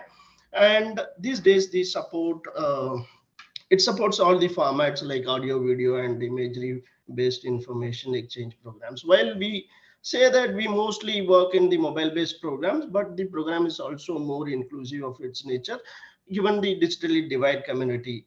For which we are working in a multi-platform information delivery, which is a proof of our inclusiveness, as we are also operating in our tools are so efficient to be used across all the networks that support 2G, 3G, and 5G services. Like we work on voice SMS, like the outbound calls, the WhatsApp and imagery and text messages and audio discussion forums, and also YouTube based videos. Very recently, we have come out with an application called Machli application to provide the ocean state information services, which we collect from INCOIS to the community. This is an AI and ML based application, which is supporting almost 9 languages, which is spoken across the coastal states and districts in the country. So currently the program is reaching to almost 2.2 lakh fishermen across 42 coastal districts in 8 states. And long back in July 2020, there was a study which was undertaken by NCER, which is estimating the economic benefits of investment in and the monsoon mission and high performance commuting facilities. The study was mainly conducted because Reliance Foundation was reaching more number of fishermen and the farmers with the IMD informations and the INCOIS informations of the ocean state forecast. So which has an important insights by the use of the ocean state forecast. And here we are presenting very recently we have did a study among 977 sample fishermen across 8 states. So which was very interesting that the adoption rate of the Calmette information is almost to 100%, and almost 77%, 73% of the fishermen, they use this information to decide on venturing into the sea, and almost 69% they could able to avoid accidents. Very interesting facts is that almost 100% of the fishermen is adopting the climate warning and other alerts. The normal sea weather information is classified under the OSF information here. So that's where that in terms of the adoption rate, the OSF is very less. But however, the other calamity warnings are more high. The higher adoption rate of 99% of climate warning and 95% of OSF information is seen in Tamil Nadu and Kerala regions, as the sea weather in these states mostly risky for the fishermen. 98% of fishermen decide on venturing into the sea, while 85% of them reported that they could save the accidents in the regions of Odisha and West Bengal. While in Odisha and West Bengal, 99% avoid the accident. 2 minutes. Yes, 2 minutes. yes. I'll conclude. Okay. So this is some of the important observations from the study. And see, about 2/3 of the boat owners, we have also conducted the study. These samples were also representative from the boat owners and the laborers, and where we could able to see that 2/3 of the boat owners are motorized boat owners. And though the adoption rate of the information on calamity is 100% among the motorized boat owners, the benefits of deciding on venturing into the sea is high among the mechanized boat owners, while it is 70% among the motorized boat owners. Still, there are 9% of fishermen who are using non-motorized boat, for whom the wind is the only means of propel as part of their muscular, and also additionally the part of their muscular power. The forecast is has helped in almost 9% less in use of fuel. So 11% of income increase among the it is because income increase from the fixed wage labors by the potential use of the potential fishing spawn advisories, and laborers who have been associated with the Reliance Foundation for less than 3 years seem to be utilized more potential fishing zone informations. So in the context of time, I could be able to conclude. See, these are some of the qualitative informations which we could source from the fishermen whom we are reaching out. So see, the adoption of the weather are over 95%. However, the improvement in reach of information and accuracy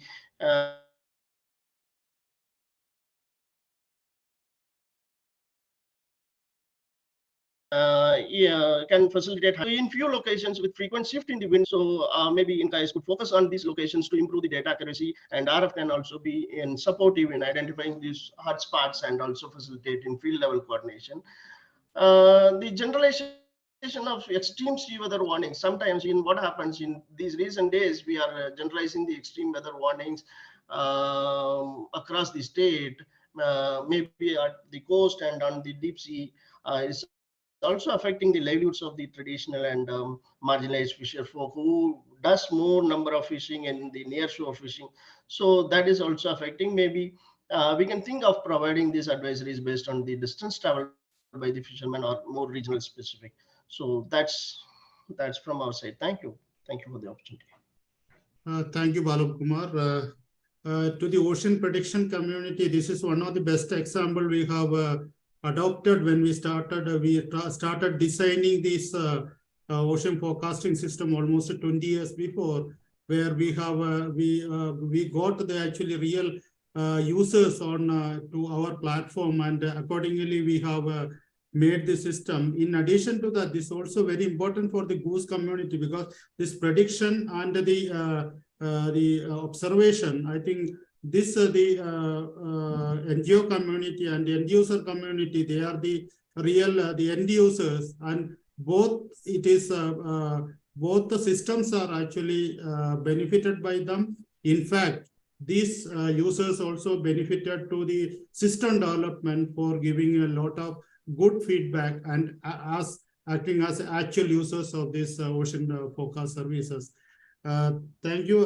Is there any the fishermen representatives are there? Then we can go. Otherwise, I'll hand over to Enrique for chairing the session for the open discussions and conclusions. Thank you very much, Balan. Thank you for all the speakers for the excellent presentation. I am really delighted of the very good level of presentation, both from the technical point of view and also from the user's point of view. And I have heard that there was a meeting, a problem with the chat.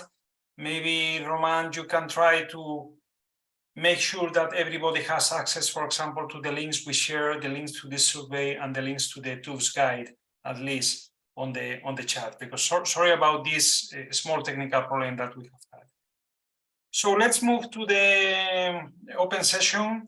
We have two parts in this open session. The first one is a debate about the terms of reference. We have sent to you this document. We hope you have had some time to look into that. And we have only one important question for you, which is, do you think there is a way to improve this document? Do you have any idea for us so we can consider that to improve the document? Do you have any suggestion about the document?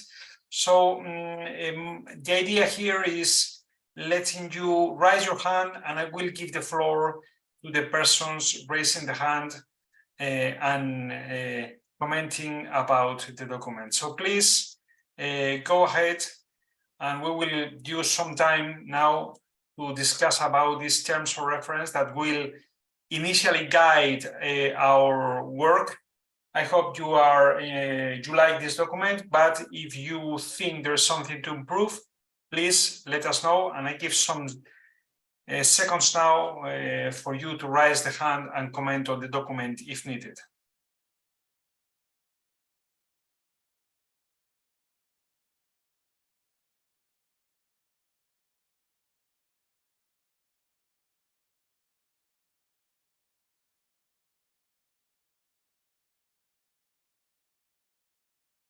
So, okay, no comments to the document. Feel free in any case to send to Suder and to me any additional comment that you want to highlight, that it came to your mind in the following days. But we will start working with the document as it is now. So thank you very much. For the second part of this session, we suggest an interactive activity, and therefore I would like to give the floor to Romane so she explains to us how this is going to work.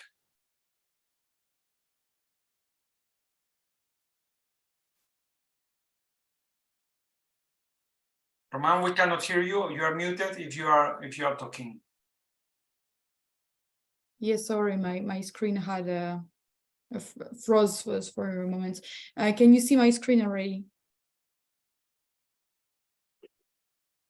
Yes, we can see your screen. So we would like to invite you to enter the Slido, which is an interactive tool to answer some questions. So I'm putting in the chat also the link, and then this hashtag is the code to answer it, to enter. You can also directly, if you want, use the QR code that is actually on the screen. And we will go question by question, and Enrique will animate this and give you a few time to reply. So if we look at the first question, we have the question here, and you can answer directly and the reply will appear on the screen. That's as simple as this. Enrique, I give you the floor.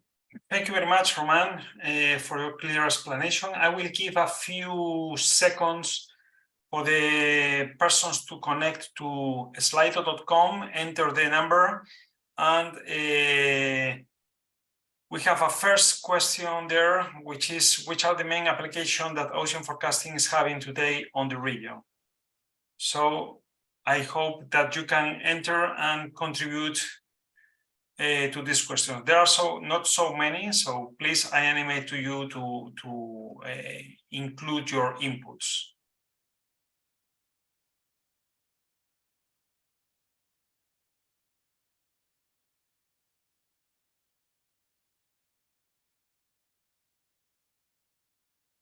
Some of these things we have seen already.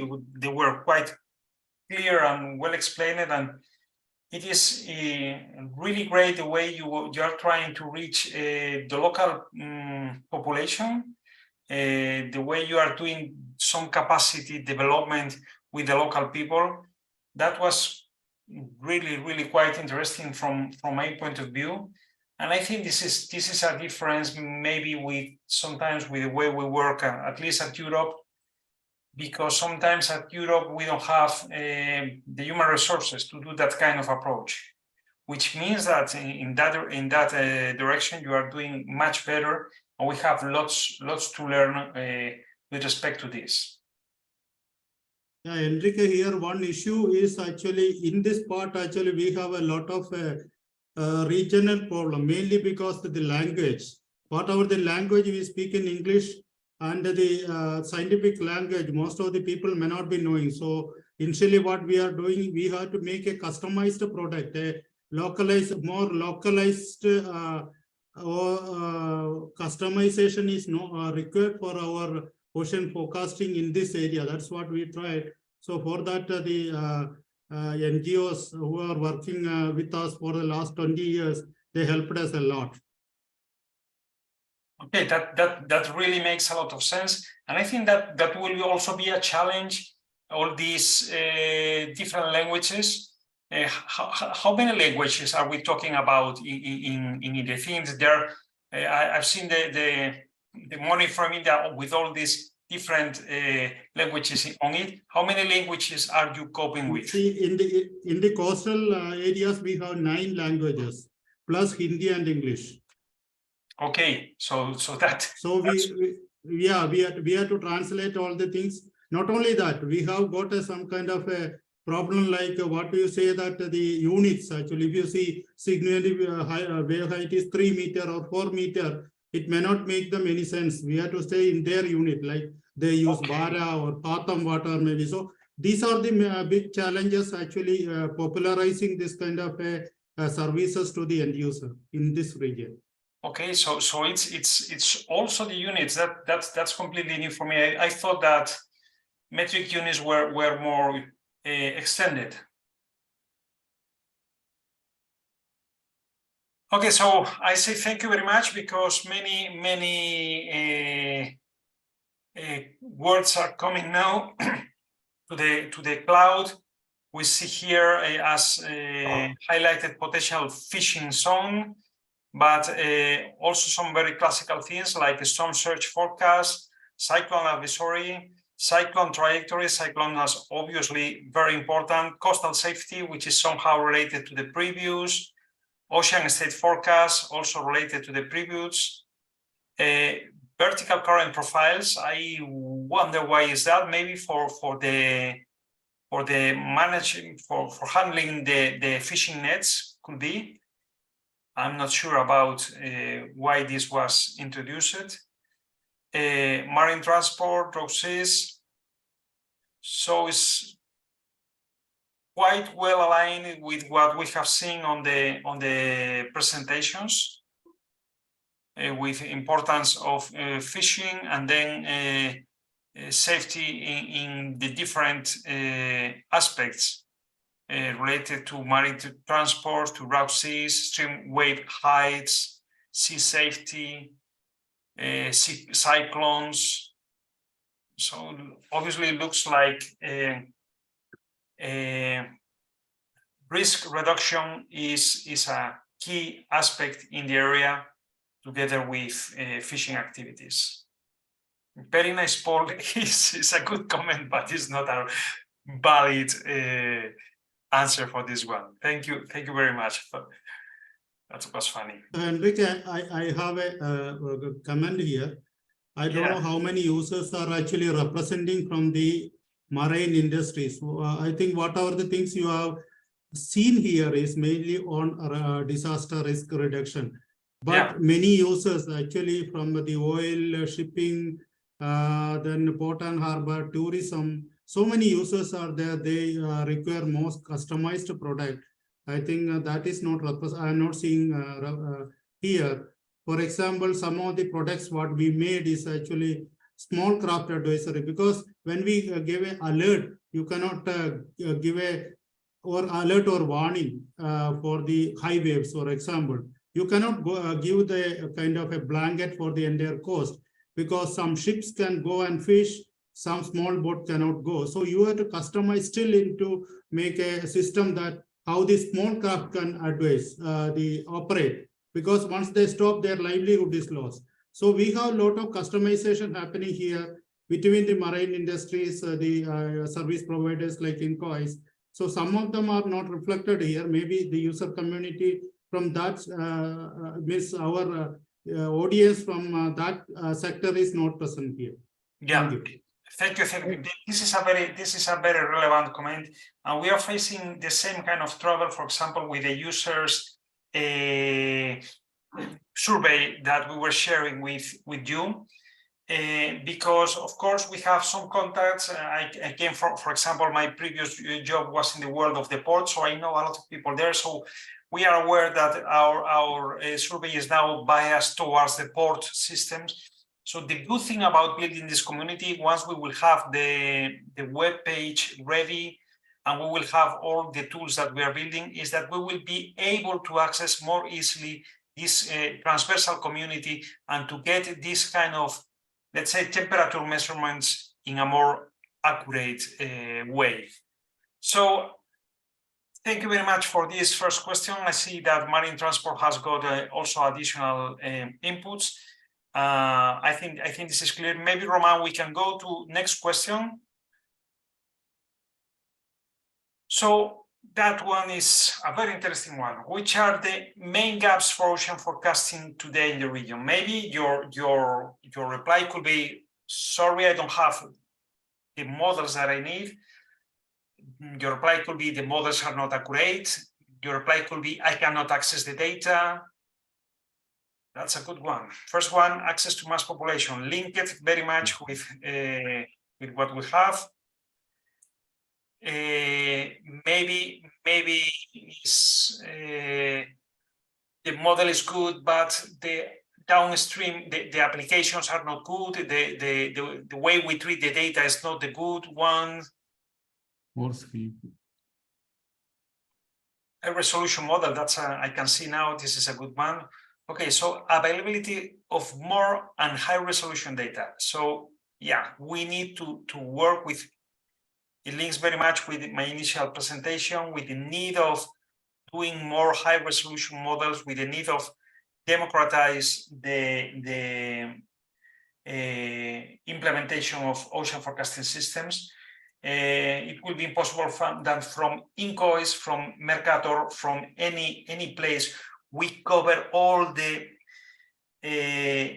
ports, all the coastal areas at enough resolution. So we need this concept of downscaling to be democratized.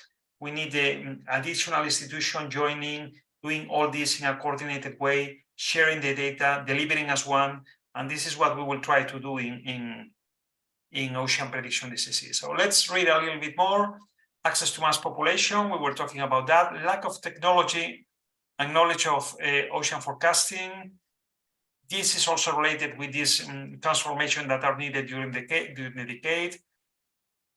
Not suited to small vessels, so we need better suited products. And sometimes the accuracy is not that good. I can see sometimes variation in the forecast and actual conditions. Resolutions too high. Again, this problem of resolution. Skilled persons for handling modeling. So again, we need to do an effort in making all our modeling more easy to be digested. It takes a lot of time to do that, a lot of effort. Digital twins are important, but this takes a lot of time and effort to move in this direction, especially with all these difficulties on units and languages. And maybe you want to comment a little bit from your side now? Sudhir or Bala, do you want to add something to these comments? Yeah. I think most of the main gap, I think what I have seen is actually the customized product, the on-time reach to the people, that especially the end user, and the reliability of the information. Again, you know that reliability of this, that models are also important, because some of the, like Sudhir was initially mentioning, like some of the parameters, which I think we cannot directly assimilate the data. Still, it is in the development stage. Like if you go the coastal current, so one of the main issue for the OGCMs are the reproducing the current forecast, because these are very important the user perspective, especially for the fishermen, as well as the search and rescue. Then drift models like oil spill and other things. These are the basic parameter. So we made a lot of products like search and rescue, like Sharat. So the issue is that this is a life-saving softwares or products. So very reliable data is important. But some of the, in this part, what I'm telling is some of the products, actually it is improved much, like the storm surges and the wave forecast, because that is actually the skills are especially very good. So we need to work in actually improving all this reliability, especially the accuracy of the forecast. Especially most of the time we have seen when the resolution of the model is improved, doesn't mean that most of the time accuracy is improved. So other perspective is actually making a kind of a like what we are talking in WM or IOC, that integrated system for the coastal. So we have to go more to the coastal forecasting system with a more reliable and the customized products for the users. So yeah. I think this is most of the things. This is actually represented here.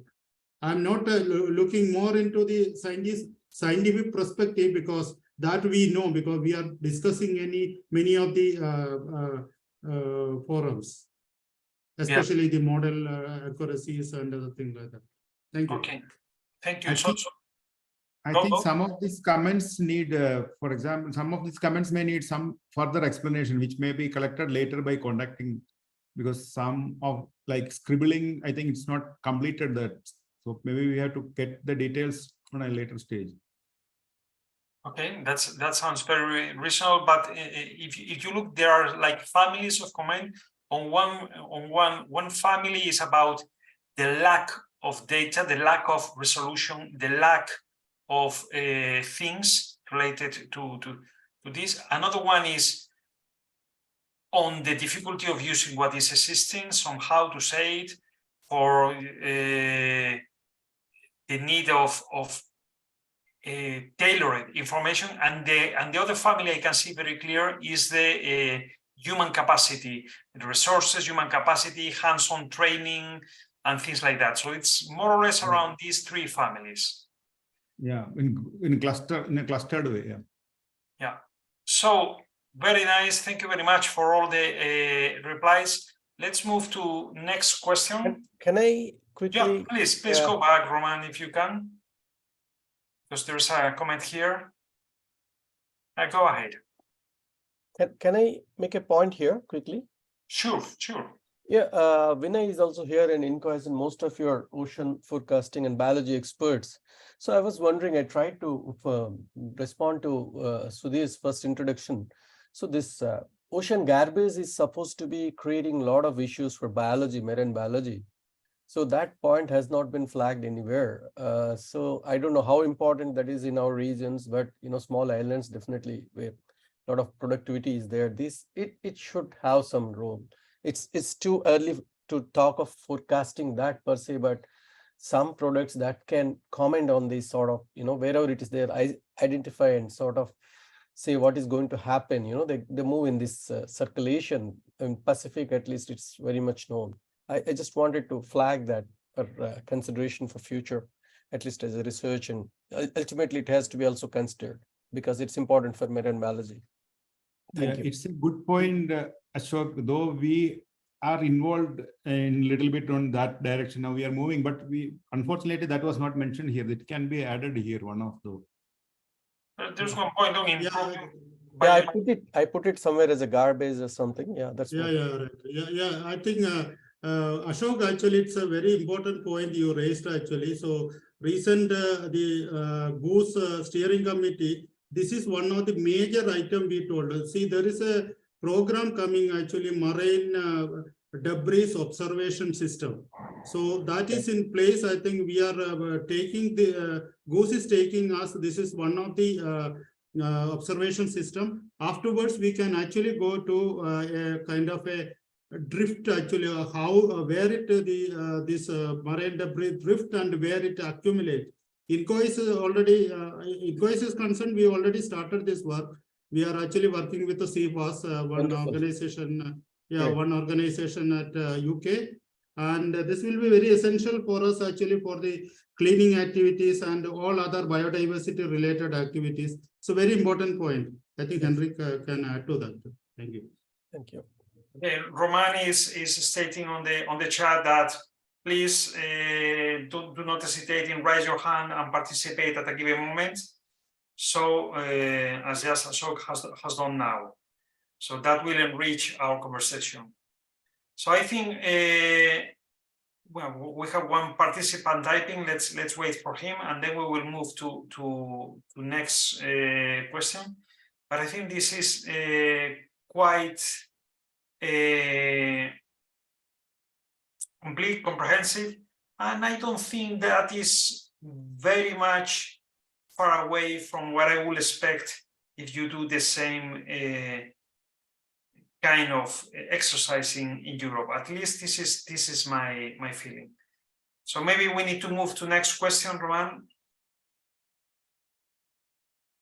Which are the activities you think OceanPrediction DCC should focus to improve the situation of ocean forecasting in the region? Obviously, this is an important one. I have seen, for example, in last question that there was somebody highlighting the need of further cooperation between countries in the region. So maybe not with these words, but he was highlighting or she was highlighting this. Certainly, this is an area where we will be able to help.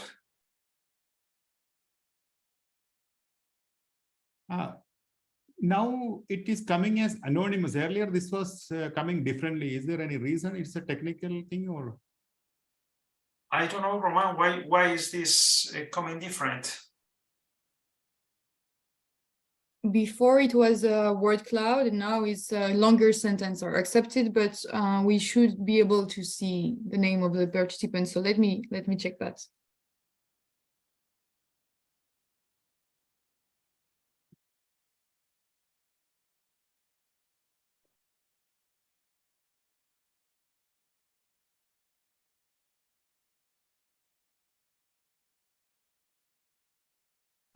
Enrique, can I make some comments? Yeah, please, Vinay. Yeah, so I mean, having worked with both regional and global bodies, my feeling is that this region requires special consideration. Because if we look at the complete rim from running from South of Africa all the way to Australia, the countries which do actively take part either in ocean research, either in terms of observation, systematic program, or modeling are very few. Probably you can count them in numbers. And this was felt very deeply while we were planning and implementing the Indian Ocean 2 program. So probably UN can play some role in more inclusiveness in this region. Because one of the issue is that a large part of the ocean, for example, the major upwelling system is located off the Somali coast, which is attached to a coastline, which is not accessible, easily accessible to many. So I think UN ocean prediction probably should put additional effort in this region for more inclusiveness. Many part of the Indian Ocean I can point right away. One of them is the northern part of the Arabian Sea, eastern part of the Bay of Bengal. These regions are probably never been observed. Yet they do play an important role, particularly in issues like biogeochemistry. So probably we should highlight this inclusive part, make additional efforts either from top down or bottom up in order to mobilize those parts. So and also probably there are issues we are just not aware of it. For example, for application, they have so many demands have come, and I wonder whether all this have ever been listed at all. Yeah, I'll stop there. Thank you very much. I think this is very relevant comments, and I think this is one of the reasons, the main reasons why regional teams can be instrumental in this. Because if you imagine the difficulties that you're having to access certain areas in your regions, imagine myself from Toulouse. That would be absolutely impossible. So I think that it is, we have two good things in parallel here. One is the regional aspect, but at the other time, since we are working global, one can benefit from the other. And I'm thinking here on the technical component. If we are able to produce these tools, standards, and best practices during the decade, then we will have the regional teams to support the implementation on these areas that you are mentioning. So we can hopefully change the scenario by the end of the decade. So this is very much the idea.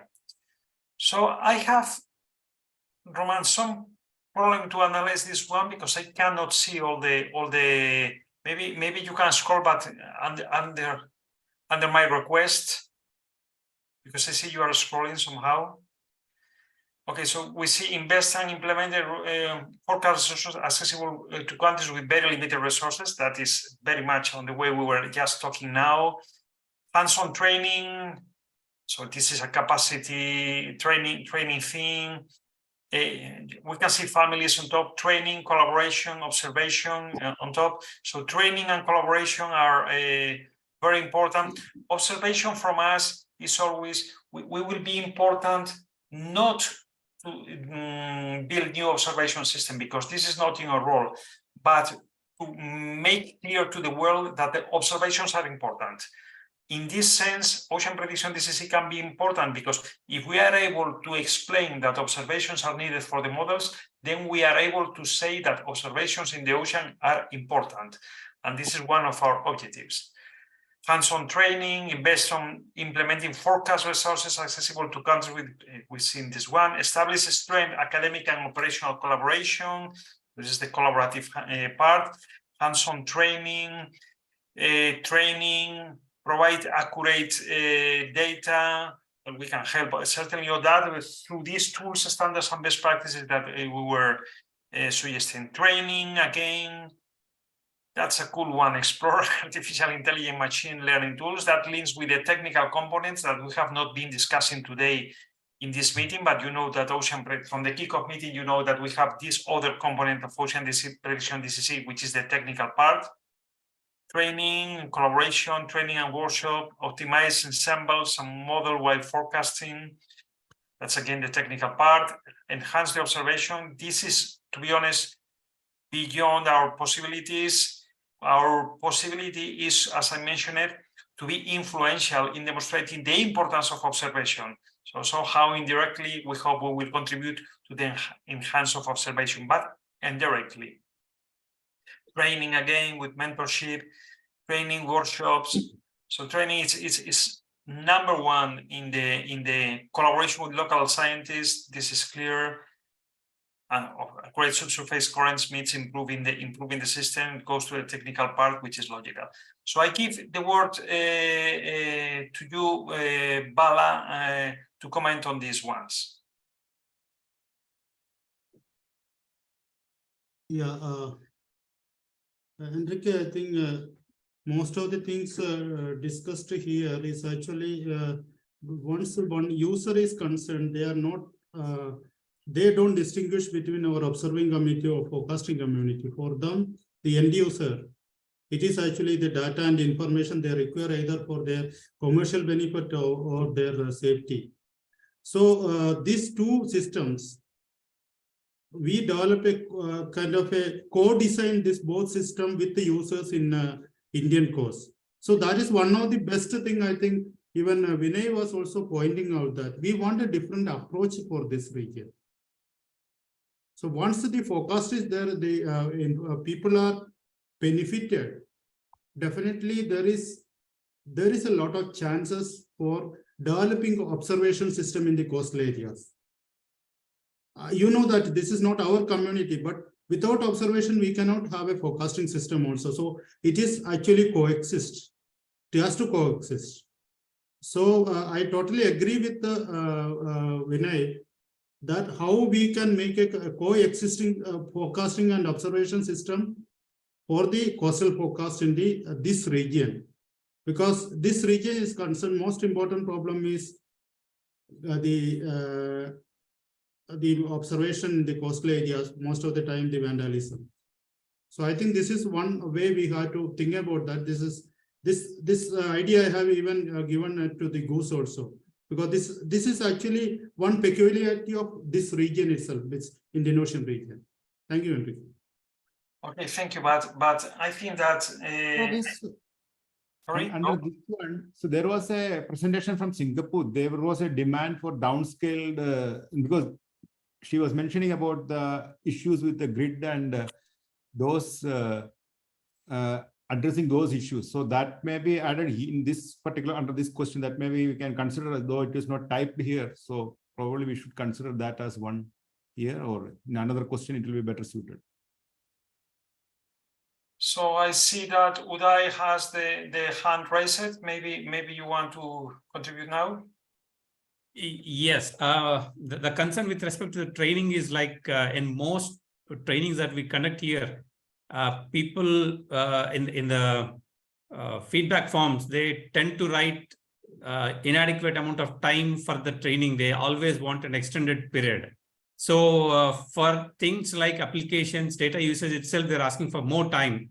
And when it comes to modeling, I think that's going to be a big concern, because somewhere a decision has to be taken. What should be the duration so that these people will be adequately trained and they should be able to go back and implement this in their respective countries, and then whom are going to focus, and then do we need to say form a sort of a working group and then try to concentrate and come up with a good pool of people who will be trained for a longer duration or things like that. Otherwise, training is a very generic word, but like, a lot of thought process has to go into this, which takes this forward. Thank you. I think this is a very good point, and it links with a comment on the West Pacific meeting. Somebody was commenting, okay, training is great, but if then the person when coming home, they don't have a minimum, let's say, soil to plant this seed, it will be useless. And I think this is linked. Training cannot be, and capacity development cannot be considered isolated from the recipient. That is what it makes extremely difficult. I support also the importance of observation, of course, because this is the basic of forecasting. So I don't want to be misunderstood here. What I mean is that we are not the DCC in charge of observation. There's a DCC in charge of observation. What I mean is that our role here is to see the importance of observation in forecasting, and therefore promoting observation in coordination with the DCC on observation. And what I'm not that sure is that this is something unique from your region. I think this is quite common. For example, if you go here in Spain, in the Mediterranean, we have the northern Mediterranean is decently monitored, let's say. It's not well, but it's decently monitored. But if you go to the southern part of the Mediterranean, the lack of observation is absolutely. We have no observations at all in most of the south of the Mediterranean. So this is quite a frequent situation in other regions of the world, unfortunately. So here we are at Ocean Prediction to work on the global scale. So if you don't have additional comments to this one, Binay, I see your rise. Your hand rise. Just quickly, one more point, because considering the speciality of this region, so ultimately it may turn out to be resources. For example, there is only limited number of people a country can send for training, and then there is no guarantee that that person would stay on that project. So I think one place where probably DCC can play a role is getting everybody involved, more representation. At whatever levels possible, whether it could be, at very high level and or even at the research level. So that is probably beyond the capability of people who are sitting here or INCOIS or any one particular institution or research. So this is potentially one place where, like, for example, if such a meeting is taking place, can we send invitation to people who are not involved, who have not been involved in any of these activities, yet they're a coastal region, yet they are affected by the processes happening in the ocean, and start that activity? I would stop it there. Thank you. I really hope that the tools that we are building with, if I understood you correctly, the tools that we're building with the forum, with the communication tools, with the news, etc., if supported by the regional teams, because from Toulouse we will be unable to manage the whole thing if not supported by you. I hope that, if I understood you correctly, Binay, I hope this could help in the way you are going. Please go. Well, my experience is from IAOE, where anything that is happening was was ready to be signed up under IAOE. I wouldn't want ocean prediction to end up just like that. Like anything is happening that can be signed in under DCC. And what would come from Ocean Prediction DCC to augment that, to be more inclusive and enhance that activity? Okay, I think there's a lot to discuss there, and maybe we can continue this conversation with you by email, because this is very interesting. So I would like to get, if possible, from your side some additional comments by email. So I'm sure I fully understand what you mean here. So, because if not, we will not have time for the other questions, and for everybody that wants to participate, I encourage other people to participate, and I ask Romane to go to next question. So what kind of capacity development and ocean literacy activities do you believe are needed in the region? So in previous question, we have seen training everywhere. Okay, now we have the opportunity to explore what kind of capacity development, which is training and ocean literacy, not exactly training, but related to, it's making awareness of the importance of the ocean, what is needed on the region.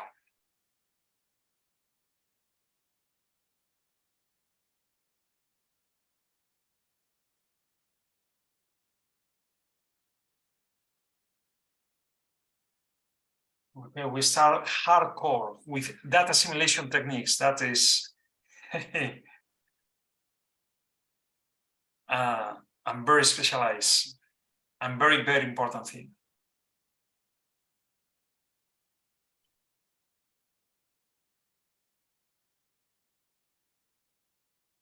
We can see many things related to data, obviously, data simulation, as I mentioned it, data handling, data visualization, data access. That's important.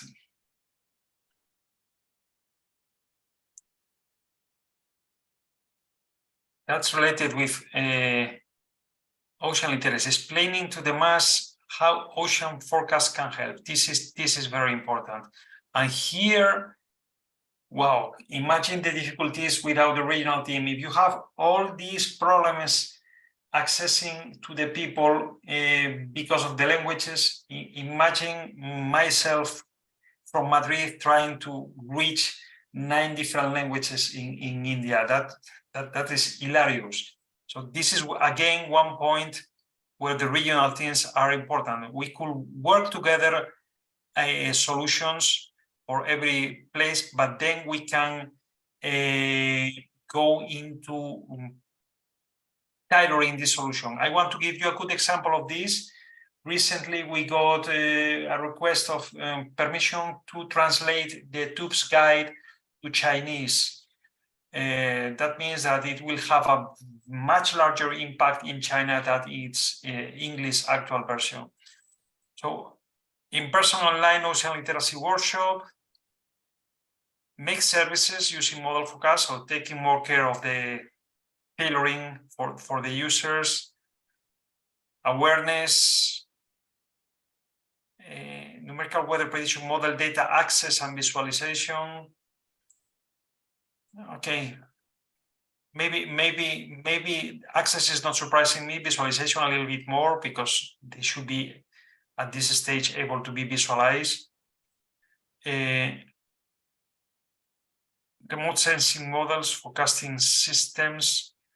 So I understand that this is teaching about all this. Negotiation and communications among nations. I don't fully understand this one. Maybe the person writing that wants to raise the hand and explain a little bit. So let's see what we have with respect to Bala, please, if you want to comment now. Yeah, thank you, Enrique. I think one important point here I have seen is that how the ocean forecast can help to solve their problems. What are the products they require? I think that is actually literacy will focus. So I think we have two presentations from the user community, especially MSSRF and the Reliance Foundation. They have pointed out actually how they are using this information, the end user. That's only for the fishermen community. So all the other communities, how they are using. So then we can actually decide if it is they are using, what kind of accuracy they require, what kind of resolution they require. So it is actually, we are sitting here and deciding that. So instead of that, it will be, I think, bottom to top approach to designing our forecasting system. That is what we have seen. And I think that is one of the reasons our INCOIS forecasting system is very successful in this region. Thank you, Enrique. Yeah, thank you very much. I think that you hit a very good spot with this. In fact, this is something that we were considering in internal meetings recently about the future of ocean literacy and capacity development. This idea of trying to link as much as possible the application and the actual science behind that. But there's a difficulty. You were mentioning about the importance of the users, and you know, I'm sure you are aware of that it is very difficult sometimes to obtain from the users the kind of answers. This dialogue is very difficult because you start talking with the users and the first thing they want is everything, for example. And at the end, after a lot of conversation, you find out that they need only, for example, one semaphore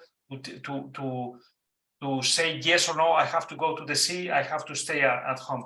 So this dialogue, it cannot be bottom up, it cannot be top down, it has to be in both directions at the same time, and it takes a lot of time to have this dialogue. This is my experience.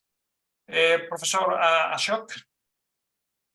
Yeah, I just wanted to add a bit here. One of the most useful forecasts, public-centric forecasts comes from Bureau of Meteorology. Of course, I'm talking from weather prediction, weather and climate, but it's an example how they explain the probabilities, what are the skills. I think some of these are universal. One is going to a particular type of community is very useful, definitely. But when you are giving generic forecast, standard forecast to how to be go to a level of that level, I think this is what is lacking in many of the forecasting agency forecasts. I just wanted to highlight that so anybody interested can check them and tailor or at least make these common forecasts more useful. Yeah, thank you. Yeah, thank you very much. So I can see in the cloud world something also which is very a common tendency is that the answers are more related with capacity development than with ocean literacy. And maybe we are a little bit biased in our audience towards the technical, which is not strange. And this is what we have to try to break in the future by getting with us more and more people from other sectors, not only from the scientific sector, but yeah, I think, Uday, please. Yeah, in fact, regarding this capacity building, the use of forecast itself sometimes become difficult for the agency. For example, they may not be from the scientific background, but they will have the responsibility to protect their people from this one. So such situations are there, and under RIMES framework from INCOIS, there is a weekly meeting, and every time that was presented during the Maldives presentation. On a weekly basis, there is a strong interaction and there is a transfer of knowledge going what it means for a particular forecast or particular value of a wave above some height, what it means for them, what kind of damage it can cause. Thus, that kind of practical approaches are needed when under this capacity building approach. Thank you very much. That's very, very good initiative, I have to say. So, Bala, do you want to comment? Yeah, if you have time, I can comment what our Ashok was telling. That is actually one important point he mentioned, because atmospheric community now they are going for the probabilistic forecast, they are going for impact-based forecast, then going to impact forecast, then S2S forecast. But in the ocean community, we are actually still beginners. We don't have that kind of products.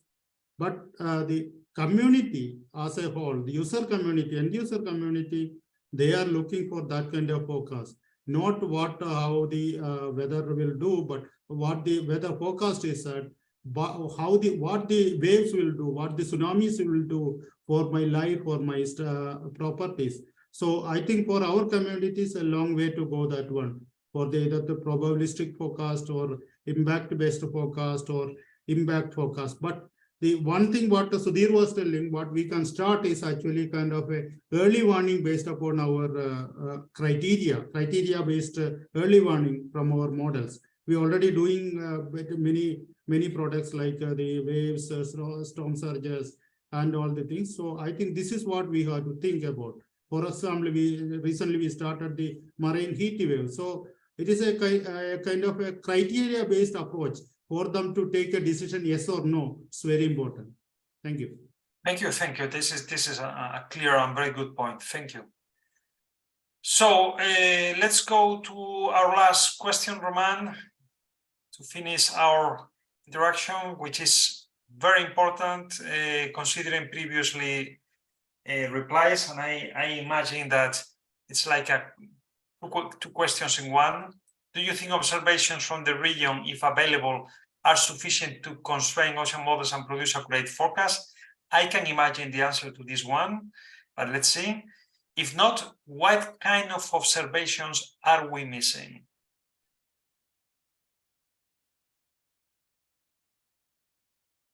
So let's go back to the observation world.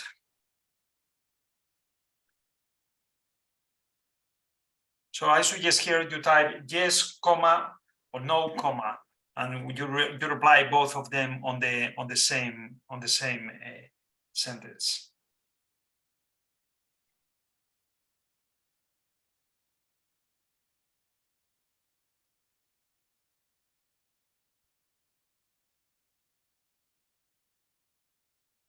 obviously, one of the problems with observation is how expensive it is to do observations at sea. And here we have always this concept of low-cost observing system that should be of paramount importance in the future.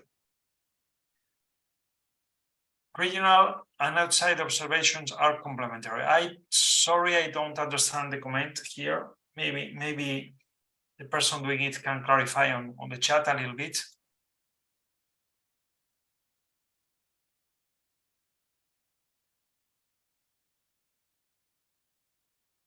I think this will be mostly an issue with forecasting centers and the representatives from there. They will be facing this issue. Okay. No. High resolution 3D observations. This is quite clear. The question is how. This is very good for me, but the question is how we are going to get this under a reasonable budget. This is the challenge, maybe. But certainly our models are, at least my opinion. I don't want to bias the answers with my comments. Feel free to reply whatever you feel is needed. But I certainly feel that we don't have enough observations for doing the proper data simulation. If you look into the atmosphere, you have the atmospheric fronts are measuring thousands of kilometers, and you have dozens of barometers in this session that are being assimilated. If you look into the ocean, the oceanic fronts are much more smaller, in the order of tens of kilometers, if not less. And most of the times we don't have anyone there looking exactly where to place our front in our model, where to get the data that we need for the simulation. So this is the key. More data gives better forecast. It cannot be better explained and more simple than that. I completely agree with that. This is absolutely clear. And we have to do an effort to visualize that.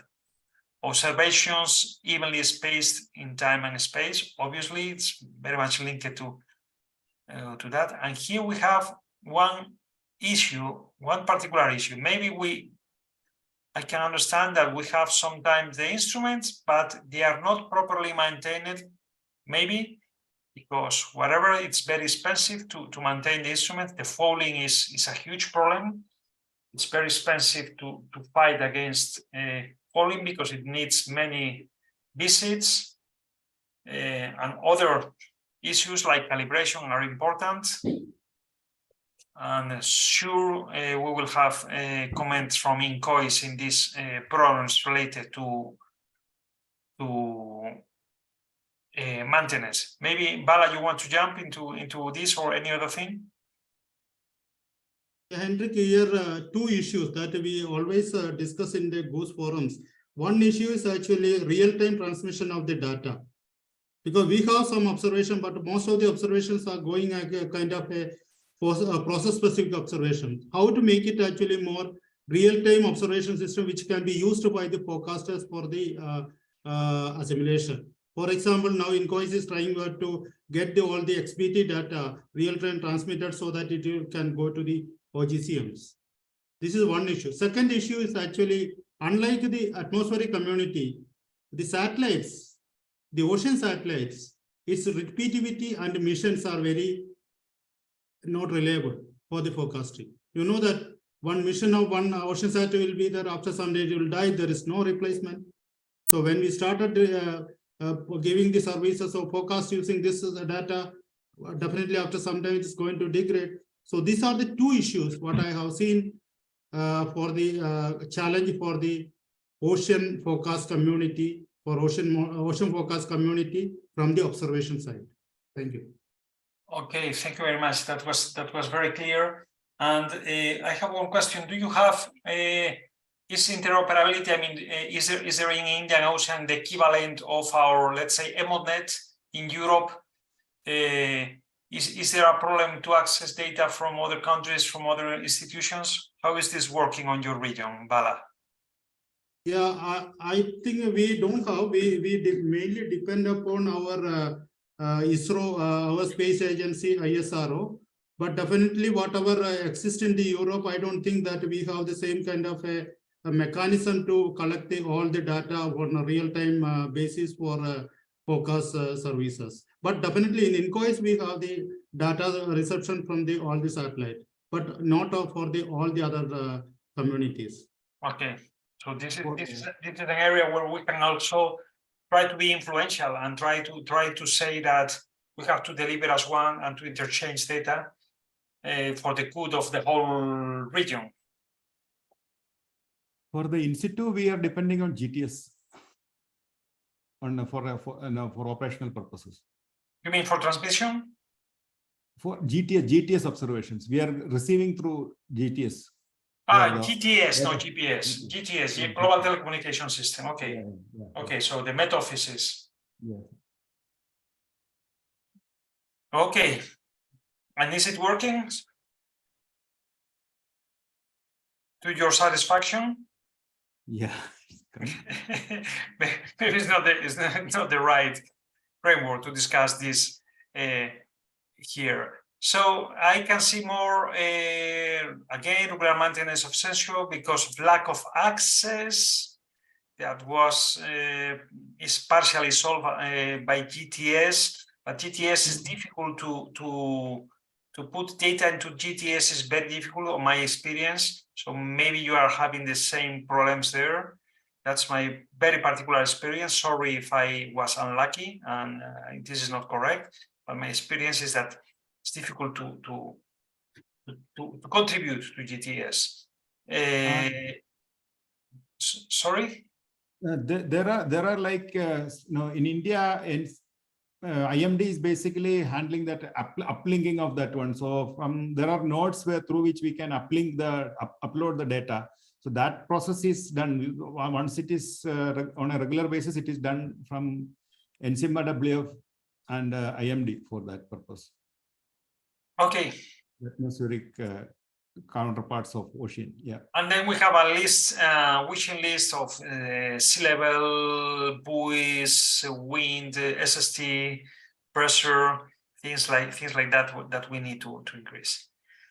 Okay, so I think this ends this session, and I would like, before giving the floor back to Bala so he closes, I would like to comment a little bit on this meeting and on the way things are going. I think we are in extremely good health on the Indian Seas regional team. We have already formed our team or steering team with the experts on the different topics. We were listening to the experts here. So now we will focus initially during this year on building these plans for capacity development and ocean literacy. So you will be stay tuned for this. Also, we will focus, once we launch our webpage, in the communication and the forum issues. So we will need your support to make this forum gaining momentum and make this communication platform gaining momentum.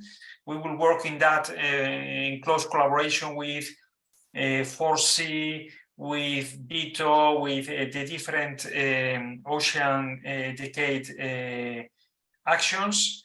And really, I want to thank you for your participation here. Maybe some of the experts will for the following months be a little bit more inactive, the more technical ones maybe, but we need to build first this infrastructure in the different regions, and then we will start advancing in every aspect. So don't get alarmed if for a given expert you are requested to take action in the immediate future. This is because we are building the whole structure in other regions also, and we need to build on parallel. But I think this is very good job. And Sudhir, maybe, or Bala, you want to I want to thank Sudhir for the excellent job done in preparation of this meeting. Excellent job in finding the right contacts. Very good communication all the time. So really, I appreciate a lot the work that you have done, and I want to say it here. So thank you very much, and the floor is yours. Thank you, Henrik. It was a really fantastic meeting. Actually, we have heard from the experts this region in all the aspects of ocean prediction, on observation, forecasting, biochemistry, physics, climate, then digital twins, the capacity building. I think ocean health was not represented. That was, I think, one thing we are missing, and the ocean literacy. Basically, it was overall, I think, a very good presentation with all flavors, what we looked for the predictions. But the most important, what I have seen is that I think we would, when next time, we will also give more importance to some of the stakeholders. Now it is represented by mainly the only on disaster risk reduction, mainly fishermen community and NGOs. I think next meeting we can have more the involvement of stakeholders. We can understand what they require. Accordingly, I think our development of our prediction system will be more appropriate for the years to come. So, and moreover, I also, most of the discussion has come how to actually we will put the kind of the local perspective or to a global prediction system. I think we also have to think in that way. That is also very important thing, because we cannot ultimately the users, either it's a WMO or IOC, what is actually the member state and has to be benefited by our work. So either it's the best practices or the technology or whatever maybe.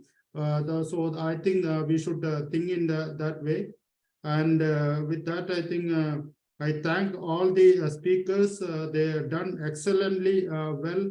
And I think next time also we'll make an appeal, I think how they will focus towards actually making a prediction system, what kind of a contribution from regionally it should evolve. I think we can also make them to little bit focus on their presentations. And also from the stakeholder side, I think we have to reduce that gap between the scientific community and the actual users of the forecasting system, because there is an advantage for this our community, our forecasting community compared to observation community, because observation community can speak with the end users only through us.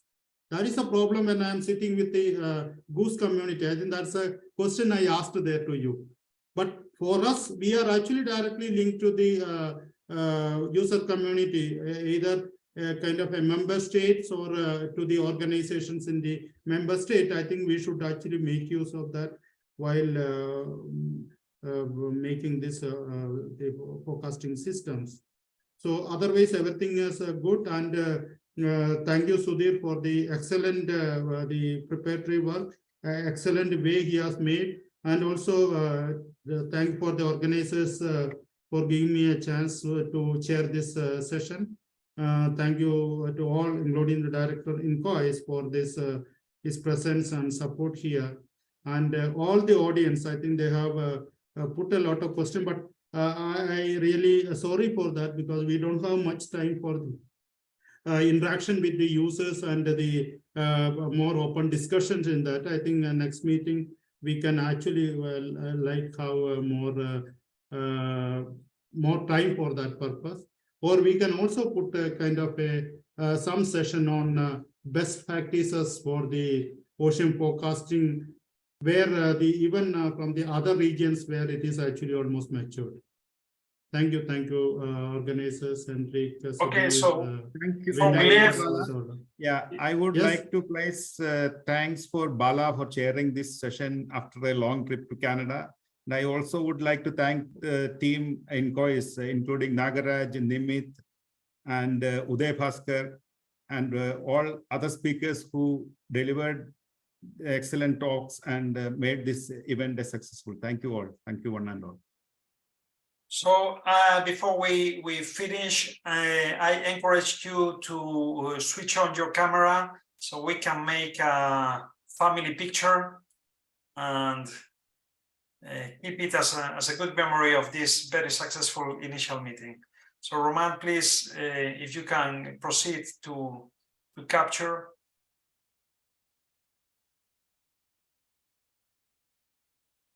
That was a very good meeting. To be honest, I think it was a very, very good technical level of the technical presentation, very good level of the presentation from the user side, very, very inspiring examples of the use of the models, and lots to learn and lots to expand to the community in other regions. So thank you very much for the excellent job, and I hope we are going, Roman, with the picture. Yeah, it's done. Thank you. We are good. So thank you very much, and Bye, guys. let's stay in touch. Bye bye. Bye bye. Bye. Bye bye. Thank you. Bye bye. Thank you. Bye bye.